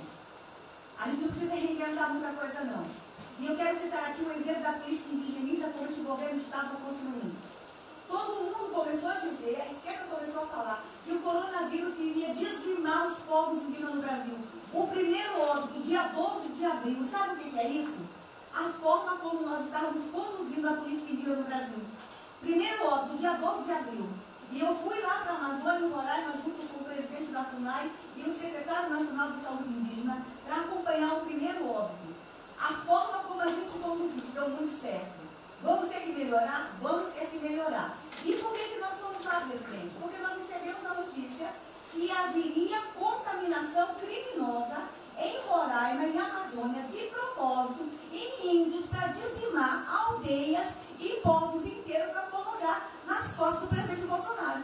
Eu tive que ir para lá com o presidente da FUNAI e me reunir com os generais da região e o superintendente da Polícia Federal para a gente fazer uma ação ali meio que sigilosa, porque eles precisavam matar mais índio para dizer que a nossa política não estava dando certo. Então, o que a gente estava fazendo estava dando certo, o que nós estamos fazendo está dando certo. Então, aqui, general, todo o nosso trabalho que envolve políticas de valores precisa estar aqui no Pró-Brasil. E aí, presidente, só para encerrar, eu quero dizer para o senhor que a sua angústia tem razão de ser. Nunca houve tanta violação de direitos no Brasil como nesse período. Direitos fundamentais foram violados. No nosso Disque 100 tem mais de 5.000 registros, ministros, de violação de direitos humanos. Mas o senhor tem uma ministra de direitos humanos e uma equipe muito corajosa. São mais de 5.000 procedimentos e ações que estão sendo construídos. Governadores e prefeitos responderão ao processo. Idosos idosos estão sendo algemados e jogados dentro de camburões no Brasil. Mulheres sendo jogadas no chão e sendo algemadas por não terem feito nada. Nós estamos vendo padres sendo multados em R$90 mil porque estavam indo da igreja com 2 fiéis. A maior violação de direitos humanos da história do Brasil nos últimos 30 anos está acontecendo neste momento. Mas nós estamos tomando providências, a pandemia vai passar, mas governadores e prefeitos responderão processos. E nós vamos pedir, inclusive, a prisão de governadores e prefeitos. E nós estamos subindo o tom. E discursos estão chegando. Nosso ministério vai começar a pegar pesado com governadores e prefeitos. Nunca vimos o que está acontecendo hoje. Se eles falavam que nós éramos violadores de direitos, eles estão. Inclusive, o governador Wellington agora, ontem, determinou que a polícia poderá entrar nas casas. Vocês não imaginam o que ele vai fazer. Poderá entrar assinou. A polícia poderá entrar na casa sem mandato. Então, assim, as maiores violações estão acontecendo nesses dias. Então, nós estamos fazendo enfrentamento, mais de 5 procedimentos. O nosso ministério já tomou a iniciativa e nós estamos pedindo, inclusive, a prisão de alguns governadores. Então, está aí algumas respostas. Valores. Por favor. Valores. Posso falar? Houve aqui uma apresentação, uma representação do ministro Paulo Guedes, que a senhora vai receber mais dinheiro. Obrigada. Ministro Marcelo, por favor. Obrigado, vou ser bem breve também. Primeiro, parabenizar o ministro Braga Neto pelo... Eu queria só deixar uma coisa seguinte, eu fico bem, cara. Não é trabalho meu, é trabalho da equipe e eu roubei ideia de um monte de gente. Eu roubei ideia aqui, ali, eu roubei ideia. Tá? Eu aproveitei a ideia, só coordenei. Um cronograma importante do projeto, obviamente, todos os ministérios, como o Ministério do Turismo também, já estamos finalizando até amanhã esse programa de retomada. E, presidente, o turismo, obviamente, ele tem uma importância muito grande para a economia, o Paulo Guedes sabe disso, mais de 8%, ou seja, quase 10% do PIB nacional é turismo. E o presidente falou que vai extinguir o Ministério porque o turismo acabou. Agora precisa do Ministério mais do que nunca, presidente. O turismo ele vinha numa crescente muito importante. O ano de 2019 cresceu 2,6%, enquanto a economia cresceu 1%, gerou 163% a mais de emprego do que o ano de 2018. E, obviamente, no meio dessa pandemia, foi o primeiro a ser impactado de forma brutal. O Rogério Marinho sabe bem disso e nos ajudou muito aí. Quero aproveitar para agradecer o Paulo Guedes, a Marinho também nos ajudou muito nesse processo, de contemplar, ou seja, de ter um plano de ação que viesse evitar o desmonte do setor do turismo, porque grande parte das empresas do turismo passou de um fluxo de caixa de 100 para 0 de um dia para o outro. Então, ações como a suspensão de contrato de trabalho, o ministro Moro também agradeço, teve uma ação fundamental para o setor, que foi uma medida provisória que contemplasse ambas as partes, tanto o consumidor quanto as empresas, através da Senacom, que impediu judicializações em massa, porque aquela pessoa que comprou o ingresso de um show ou um pacote turístico, ela, se fosse para cima das empresas ainda para pedir o reembolso de imediato, isso seria catastrófico, geraria mais desemprego ainda. Essa medida provisória garantiu que as empresas pudessem ter um fôlego, um prazo aí de até 12 meses para fazer esse reembolso. Um terceiro ponto foi a questão dos créditos, que está terminando de ser fechado junto ao BNDES. Agradeço muito aí também o Montesano, a Caixa Econômica também, o Pedro, o ministro Paulo Guedes, que o entrave maior estava na questão das garantias, mas a gente está conseguindo finalizar esse modelo de crédito para contemplar a todos, desde o MEI ao micro, pequeno, médio, o grande empresário no Brasil do setor turístico. O setor, presidente, ficou muito feliz, se sentindo contemplado com todas essas ações medidas por parte do governo federal. O setor do turismo no Brasil fizeram cartas com as principais associações agradecendo a postura do governo federal em relação a isso. Eu quero, presidente, falar um assunto aqui que talvez seja muito polêmico, mas eu acho que importante esse debate nesse momento. Aí eu falo também para a ministra Damares, que eu sei que é uma pauta muito sensível também a ela, que é a questão, presidente, porque o Ministério do Turismo agora tem que ter um planejamento, um plano de atração de investimentos, que é o que gera emprego, renda, é o que ajuda, obviamente, a economia do Brasil. E para isso, presidente, eu acredito que é um momento propício nesse planejamento da retomada discutir os resorts integrados. Não é legalização de jogos, não é bingo, não é caça-níquel, são resorts integrados. Obviamente, presidente, uma pauta precisa ser construída, ainda mais estou olhando para um cara aqui para mim. A pauta precisa ser construída com as bancadas da Câmara, tanto a evangélica quanto a católica, mostrando ou desmistificando vários mitos que giram em torno disso. Não sei se o ministro Paulo Guedes concorda. Nós temos a possibilidade de atrair pelo menos 40 bilhões de dólares para o Brasil só de outorgas, de investimentos imediatos para essa pauta. Mas o que precisa ser feito, presidente, é realmente desmistificar a questão de evasão de divisas, de lavagem de dinheiro, de tráfico de drogas, e para isso eu sugeriria que nesse debate pudéssemos contar com o Ministério da Justiça, através da Polícia Federal, o Ministério Público na mesa, a Receita Federal, os órgãos de controle, mas obviamente, presidente, uma pauta que só levaríamos para frente se a gente conseguir pacificar ou nos fazer entender pela bancada evangélica, pela bancada católica, para que não haja uma distorção na comunicação disso. Tem que ser um projeto muito bem feito, que eu acredito que pode ser, nesse processo da retomada, uma grande oportunidade para o Brasil atrair grandes complexos, dos quais apenas 3% são utilizados para os cassinos. E outra, isso não tem impacto diretamente nenhum na família dos trabalhadores brasileiros. Não, não é bem isso não. Eu vou ter que começar a desmistificar para dar mais, gente. Então, presidente, aqui, não estou dizendo que a gente tem que colocar isso como um projeto de governo, obviamente, mas abrir esse debate em torno dos resorts integrados. Tá. E para finalizar, presidente, o ministro Nelson, prazer estar aqui com o senhor a primeira vez, a gente fez um projeto muito bem elaborado, dentro do comitê de operações, que visa fazer com que os hotéis possam abrigar os profissionais de saúde, e só os profissionais de saúde.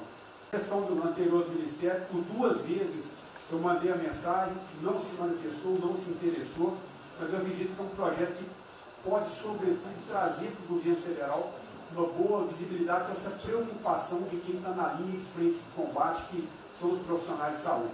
Visando 2 coisas, eu já vou terminar.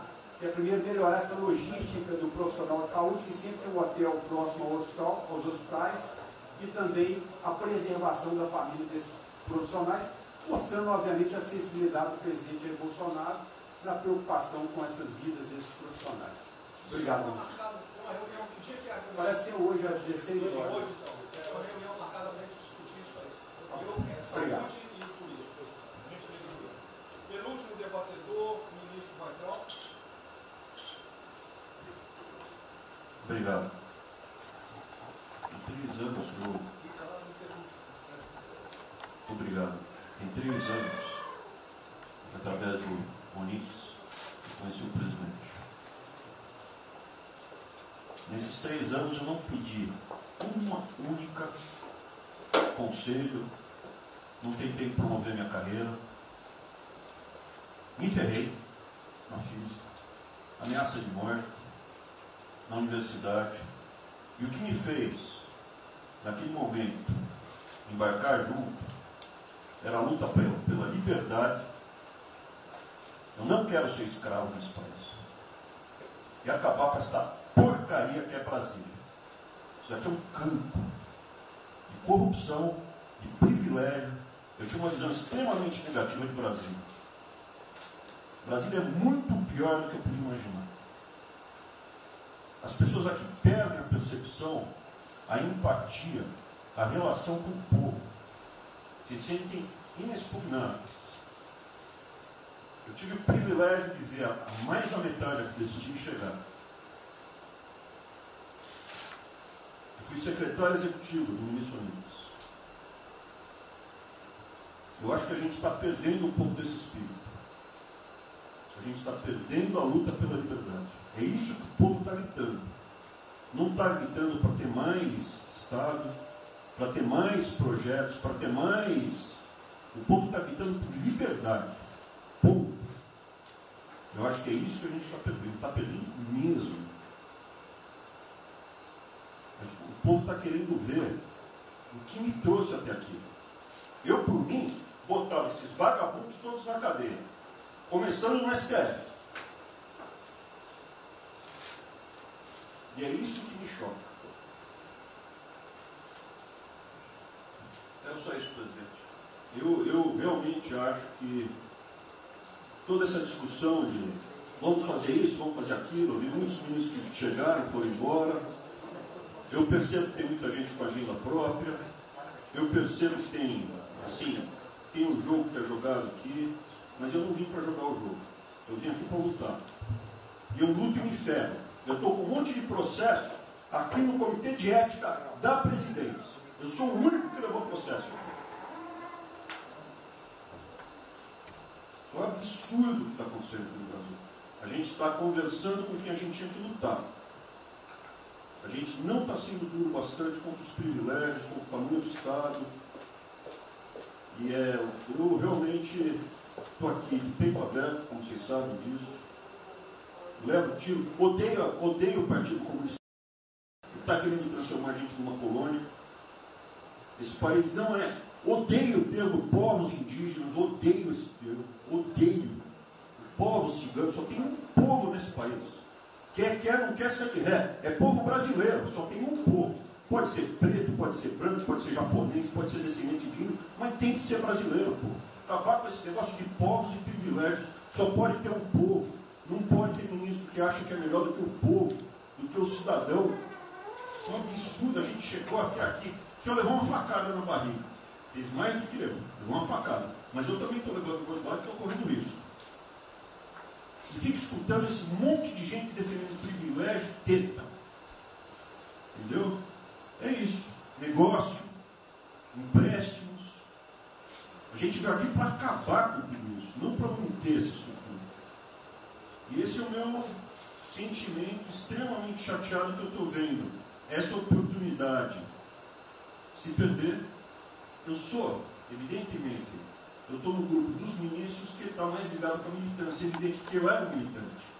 Eu estava militando de peito aberto, continuo militando, do ponto de vista de carreira. Eu poderia ter tentado me dar bem. Não foi isso que eu fiz. Não foi isso que eu fiz. Sei que isso daqui é um palácio, existem intrigas palacianas, estou sendo muito franco. E a gente pode sim perder a liberdade, perder esse país. Ninguém vai se dar bem se a gente perder esse país. Quem vai se dar bem são pouquíssimas famílias. Pouquíssimas famílias. Não se iludam. Não se iludam. É isso. Deixa eu complementar aqui. O que o Ventório está falando, estou com 65 anos, a gente vai se aproximando do que não deve. Eu já tenho me policiado tocante a isso daí. São pessoas aqui em Brasília, os três poderes, que não sabem o que é povo. Eu converso com alguns, não sabem o que é um feijão com arroz, não sabem o que é um supermercado, esqueceu. Acho que o dinheiro cai do céu. Eu estou com meus privilégios garantidos, meus 100 mil por mês, em média, 100 mil por mês a galera, né? Legalmente. E acho que isso não vai acabar nunca. Como alguns acham que a liberdade, qual é desse cara? Está maluco? Eu estou vendo mais antigo aqui, o João Heleno aqui. Ele sabe o que é mesmo que foi 64. Muitos aqui não sabem. Essa cambada que tentou chegar no poder de 64, se tiver chegado, ele estava fudido todo mundo aqui. Cortando, ele estava felicíssimo cortando cana, ganhando $20 por mês. Não pode esquecer disso. Nós não podemos esquecer o que é esse povo. Eu vou convidar os ministros para domingo e passar a semana da Convite, não é missão, não, convite. Para ver como é que está o cara na esquina. Depois vem uns merda para falar aí, né? Uns merda de sempre. O cara rompeu o isolamento, tá dando peça. Tem peça pro cacete, pô. Tá passando fome, tá na merda, pô. Sentiu o cheiro de povo. Como eu falei lá. É uma experiência para todo político sentir. E lá vem como é que tá o negócio. Ou a gente tem que estar como se fosse, né, um general na retaguarda e deixar a tropa se ferrar na frente. Não, o general está na frente, o coronel está na frente, o capitão está na frente. Nós, heróis da Segunda Guerra Mundial, estiver na frente do campo de batalha. Simples aqui, tenho certeza que nossas Forças Armadas vão cumprir com o seu papel, mas, né, nós temos que dar exemplo. E mostrar que o Brasil não é. Eu sou mais educado que o Ventura, tenho que polir muito, né, o linguajar que ele usou, mas não é isso. Que o pessoal pinta por aí, se reunindo de madrugada, para lá, para cá, cima de informações. O meu funciona. O meu particular funciona. Os que tem oficialmente desinformam. E voltando ao termo, eu prefiro não ter informação do que ser desinformado por cima de informações que eu tenho. Então, pessoal, muitos vão poder sair do Brasil. Mas não quero sair, ver a minha irmã de Eldorado, outra de Cajati, o coitado do meu irmão capitão do exército de Miracatu, se fuder, pô. Como é perseguido o tempo todo. É a bosta na Folha de São Paulo, diz que meu irmão foi expulso de um açougue em registro, que estava comprando carne sem máscara. Comprovou no papel, estava em São Paulo esse dia. O dono do restaurante, do açougue, falou que não estava lá. E fica por isso mesmo, isso aqui é problema dele, né? Mas é putaria o tempo todo para me atingir, mexendo com a minha família.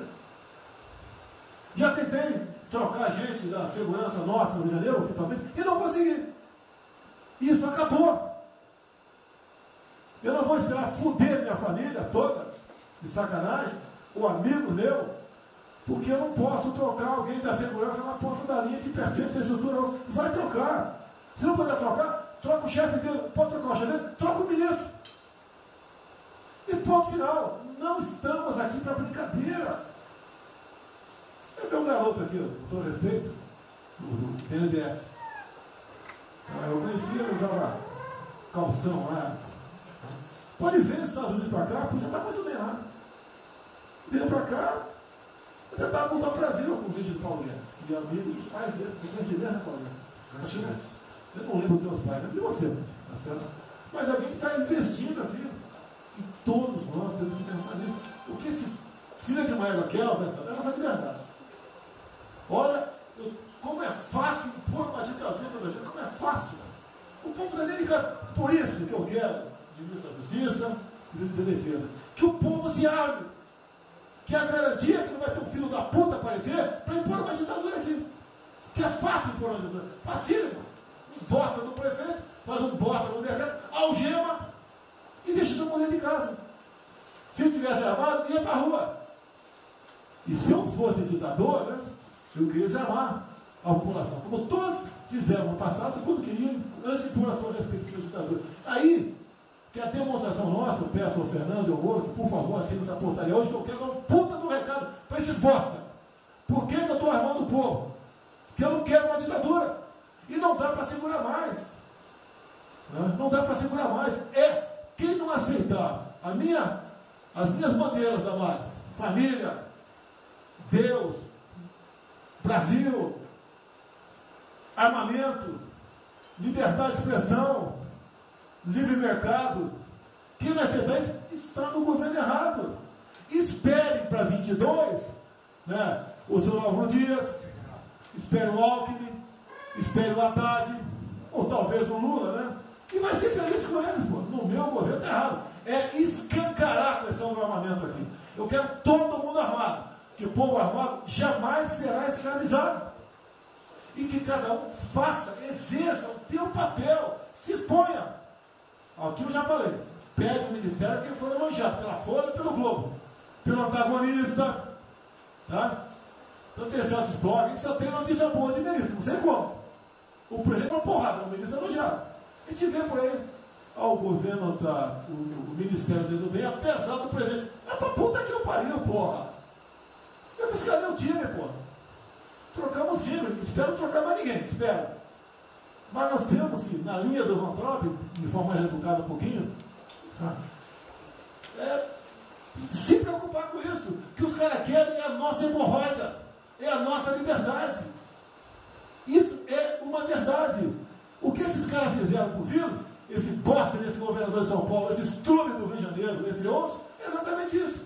Aproveitaram o vírus, está um bosta do prefeito lá de Manaus agora, abrindo cobras coletivas. Um bosta, que quem não conhece a história dele, procure conhecer, que eu conheci dentro da Câmara do meu lado. E nós sabemos que a ideologia dele e o que ele prega. E que ele sempre foi. O que está aproveitando agora, um clima desse, para levar o terror no Brasil. Então, pessoal, por favor, se preocupem que é mais importante que a vida de cada um de vocês, que é a sua liberdade. Se não me preso, não vale porra nenhuma.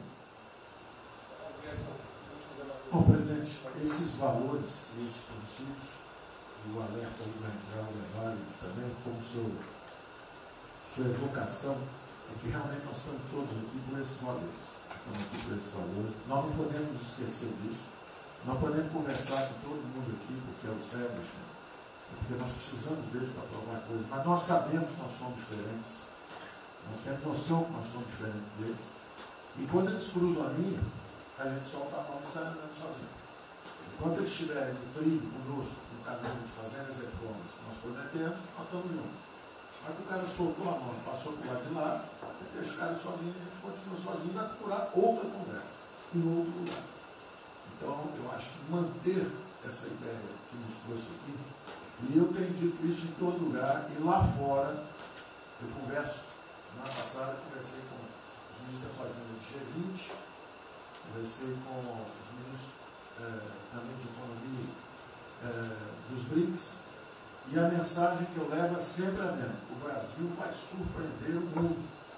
Vocês duvidaram da nossa democracia, duvidaram do nosso presidente é democrático e vai fazer as mudanças. E aprovando a reforma da Previdência no ano passado, enquanto os franceses fizeram passeadas com outra reforma da Previdência.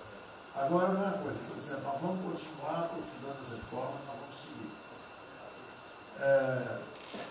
Eu conheço todas as histórias de reconstrução por profissão, obrigado a estudar isso, a reconstrução da Alemanha, na Segunda Guerra, a Primeira Guerra com Chaves, a Segunda Guerra com o Ludwig Erhard, a reconstrução da economia do Chile com os caras de Chicago, todos os casos, o caso da fusão das duas Alemanhas, eu conheço profundamente, no detalhe, não é de ouvir falar, de ler 8 livros sobre cada reconstrução dessa. Então, eu li James 3 vezes no original antes de eu chegar a Chicago. Então, não tem blues, não tem dog, não tem blá blá blá. Tem estudos sobre todas as ocasiões.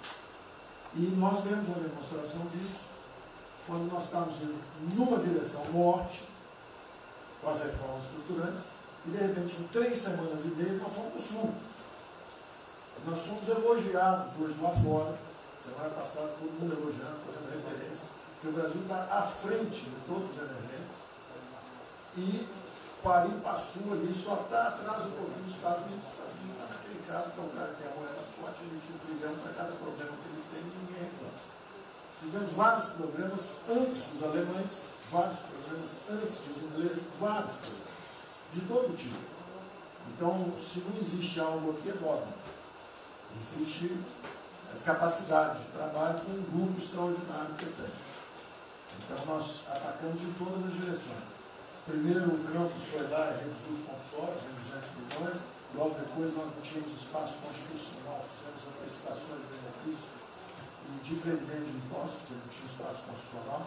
Logo depois, tivemos espaço pelo Supremo e pelo Congresso. Entramos nas constitucionais, gastamos 300 e poucos bilhões, que não é muito. Tem uma ideia, o último déficit do governo Temer foi 160. Nós gastamos 300. Não gastamos tanto assim, mas atingimos 50 milhões de brasileiros, como diz lá o Pedro. 70 milhões de brasileiros. Lançando essa camada para os mais frágeis. Pegamos os idosos, pegamos as empresas, microcrédito, depois de 0 a 360 mil, depois de 360 a 10 milhões. Montamos um comitê de bancos, estamos lá com o Montezano agora fazendo justamente a reestruturação Não vai ter molezinha para a empresa aérea, para nada disso. É dinheiro que nós vamos botar usando a melhor tecnologia financeira lá de fora. Nós vamos botar dinheiro, vai dar certo, nós vamos ganhar dinheiro. Nós vamos ganhar dinheiro usando recursos públicos para salvar grandes companhias. Agora nós vamos perder dinheiro salvando empresas pequenininhas. Então nós estamos fazendo tudo by the book direitinho. Na conversa com os ministros da Fazenda lá de fora, eu disse que nós estamos com um déficit extraordinariamente alto esse ano,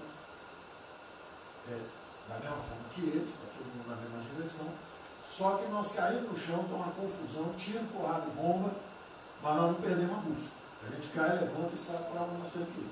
Nós não vamos perder a busca. Nós sabemos dos valores, sabemos dos princípios, sabemos o que nós estamos defendendo. Estamos defendendo liberdade, liberdade econômica, liberdade política. Nós sabemos o que nós estamos defendendo.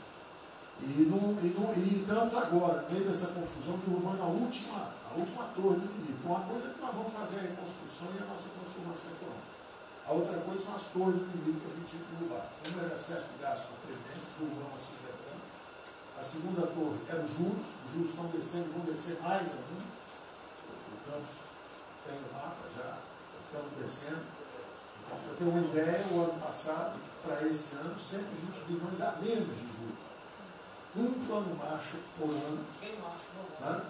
100 de juros a menos.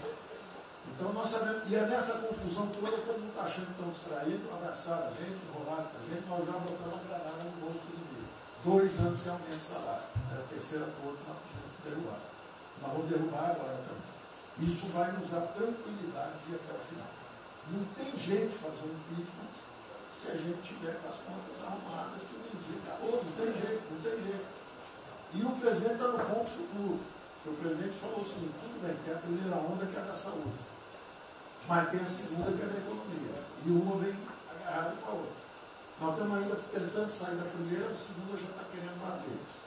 Eu ainda acho que nós estamos preservando os sinais vitais da economia brasileira. Ela, para mim, ainda é um urso hibernando. Baixa sua energia para zero, consumo de energia para quase zero, só respira. Mas quando você sai da luta, você sai para comer o primeiro bicho não passar, você tem força. Nós não podemos deixar isso graças à super safra da nossa Tereza, à logística do Tarcísio, a comida está chegando, as exportações estão subindo, a China é aquele cara que você sabe que você tem que aguentar, porque vocês terem uma ideia, para cada $1 que a gente exporta 3 na China. Você sabe que ele é diferente de você, você sabe que geopoliticamente você está do lado de cá. Então você sabe o seguinte, não deixa jogar fora aquilo ali não, porque aquilo ali é comida nossa, nós estamos exportando para aqueles caras. Não vamos vender para eles, ponto crítico nosso. Nós vamos vender a nossa soja para eles, isso a gente pode vender à vontade, eles vão comer. Eles vão comer. A Índia também vai precisar comer. Vai ser o trading da água. Eles vão dizer que é a melhor trading da água. Um dia alguém comentou comigo, acho que foi o Campos, não foi o Campos? Foi. É o trading da água. Quer dizer, os caras precisam de alimento, não tem água, nós temos muito mais água que eles têm. Então eles vão ter que abrir mão da agricultura para fazer outras coisas e nós vamos poder exportar para eles também. Então nós temos um mapa de voo bom, nós temos uma equipe jovem, preparada, todo mundo trabalhando junto, e nós não vamos perder o rumo, não podemos perder o rumo. Então vai ter muita conversa, vamos para cá, vamos para lá, vamos fazer isso, vamos fazer aquilo, não vamos perder o rumo não.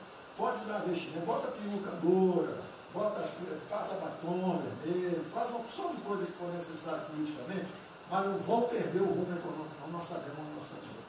Então, eu estou só dando uma mensagem de tranquilidade para todo mundo aqui, que é o seguinte, nós não estamos fazendo nada exótico, dogmático, nada disso. Nós estamos indo numa direção, fizemos o que o mundo inteiro fez, em 3 semanas e meia, nós fizemos o que o mundo inteiro fez, só que nós não vamos perder o rumo, não. Nós sabemos para onde nós vamos voltar já já. Tá certo? E se o mundo for diferente, nós vamos ter capacidade de adaptação. Por exemplo, eu já tenho conversado com o ministro da Defesa, já conversamos algumas vezes, quantos 200 mil, 300 mil, quantos jovens aprendizes nós podemos absorver nos quartéis brasileiros? 1 milhão? 1 milhão a R$200, que é o Bolsa Família, R$300, o cara de manhã faz calistenia, aprende civil, decisão social, como é que é o SPB, organização social, política, né? Faz ginástica, canta o hino, bate continente, de tarde, aprende Aprenda a ser um cidadão. Aprenda a ser cidadão, disciplina, usar o tempo construtivamente, voluntário para fazer estrada, para fazer isso aqui. Sabe quanto custa isso? R$200 por mês, 1 milhão de carros, 200 milhões. Joga 10 meses, 2 bi, isso é nada. Então nós vamos pegar na reconstrução, nós vamos pegar 1 bilhão, 2 bilhões e contrata 1 milhão de jovens aqui. A Alemanha fez isso na reconstrução. Aí você também quer fazer estrada, precisa de 3, 4 milhões a mais, tem um orçamento de 8, toma aqui seus 4 milhões. Isso não faz falta. Não faz falta. Não é isso o problema. A mesma coisa o nosso problema do jogo, lá nos recursos integrados, que problema nenhum, são bilionários, são milionários, executivos do mundo inteiro. O cara vem, fazem convenções, olha, o turismo saiu de 5 milhões de Singapura para 30 milhões por ano. O Brasil recebe 6. Uma pequena cidade recebe 30 milhões de turistas. O sonho do presidente de transformar o Rio de Janeiro em Cancún, lá nos Reis de Cancún, aquilo ali pode virar um raio. Entendeu? A mesma coisa a Espanha. Espanha recebe 30, 40 milhões de turistas. Isso é uma cidade da Ásia. Macau recebe 26 milhões na China. Só por causa desse negócio. É um centro de negócio.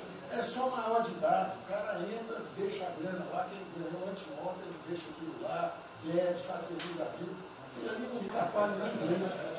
Ele não atrapalha ninguém. Deixa cada um se fuder. Deixa o presidente fala de liberdade. Deixa cada um se fuder do jeito que quiser. Principalmente se o cara é maior, vacinado e bilionário. Deixa o cara se fuder. Lá não entra nenhum brasileirinho. Não entra nenhum brasileirinho desprotegido. Se a CGU tiver como controlar a entrada e a saída do dinheiro. Isso, então vamos lá. Se não tiver como lavar dinheiro. Então, só para terminar as observações também finais ali, o Campos falou duas coisas também interessantes. Então, o Campos falou duas coisas interessantes ali. Uma é o seguinte: o estrangeiro para vir fazer investimento, eu recebi o embaixador, já reportei isso para o presidente, eu recebi o embaixador dos Estados Unidos e ele veio conversar conosco. E a mensagem maior dele era uma só. Assim, olha, nós queremos um bom ambiente de negócio. Nós vamos colocar centenas de bilhões de dólares. O mundo inteiro quer investir no Brasil. Agora nós precisamos de um bom ambiente de negócio. Simplificação de impostos, segurança jurídica, coisa desse tipo. Né? Então, o secretário do Comércio Americano, que é o Wilbur Ross, o cara me disse o seguinte: eu só tenho um conselho para vocês.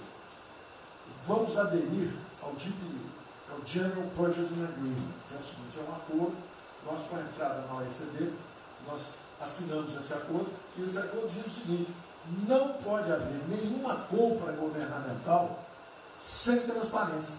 Acabou.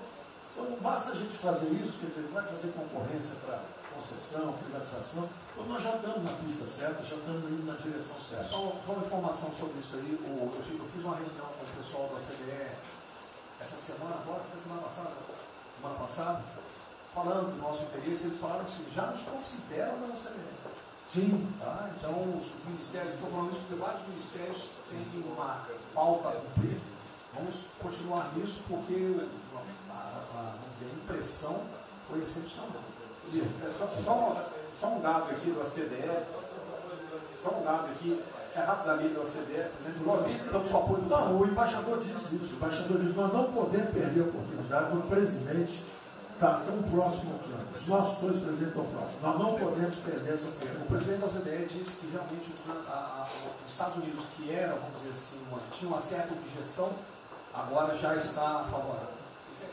Ministro, é só um dado: a OCDE, 90% dos países que hoje integram a OCDE já contam com os resorts integrados.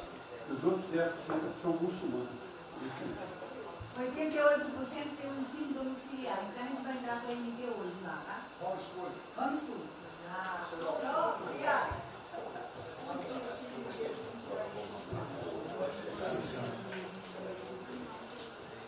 Uma nova ordem para o coronavírus. Muitos países vão colocar regras para ter estoque novamente. Eu acho que não é o nosso caso. Nós temos que ter acesso ao mercado, mas nós precisamos incentivar o turismo. É o único produto que o Brasil não é autossuficiente. O resto,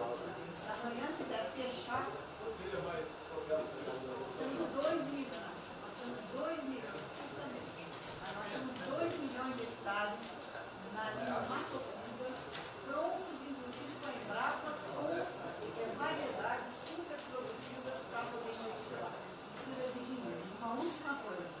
O dinheiro que volta, financiamento, financiando é baixar o custo da agricultura, não aguenta 9% de juros, é muito alto.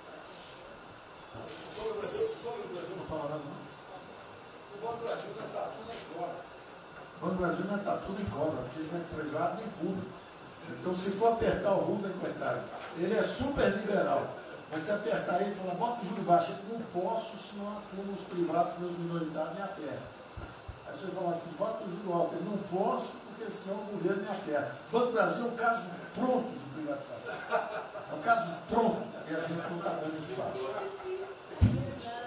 O senhor já notou que o BNDES e a Caixa, que são nossos públicos, a gente faz o que a gente quer. Mas a gente não consegue fazer nada, e tem um liberal lá. Então tem que vender essa porra logo.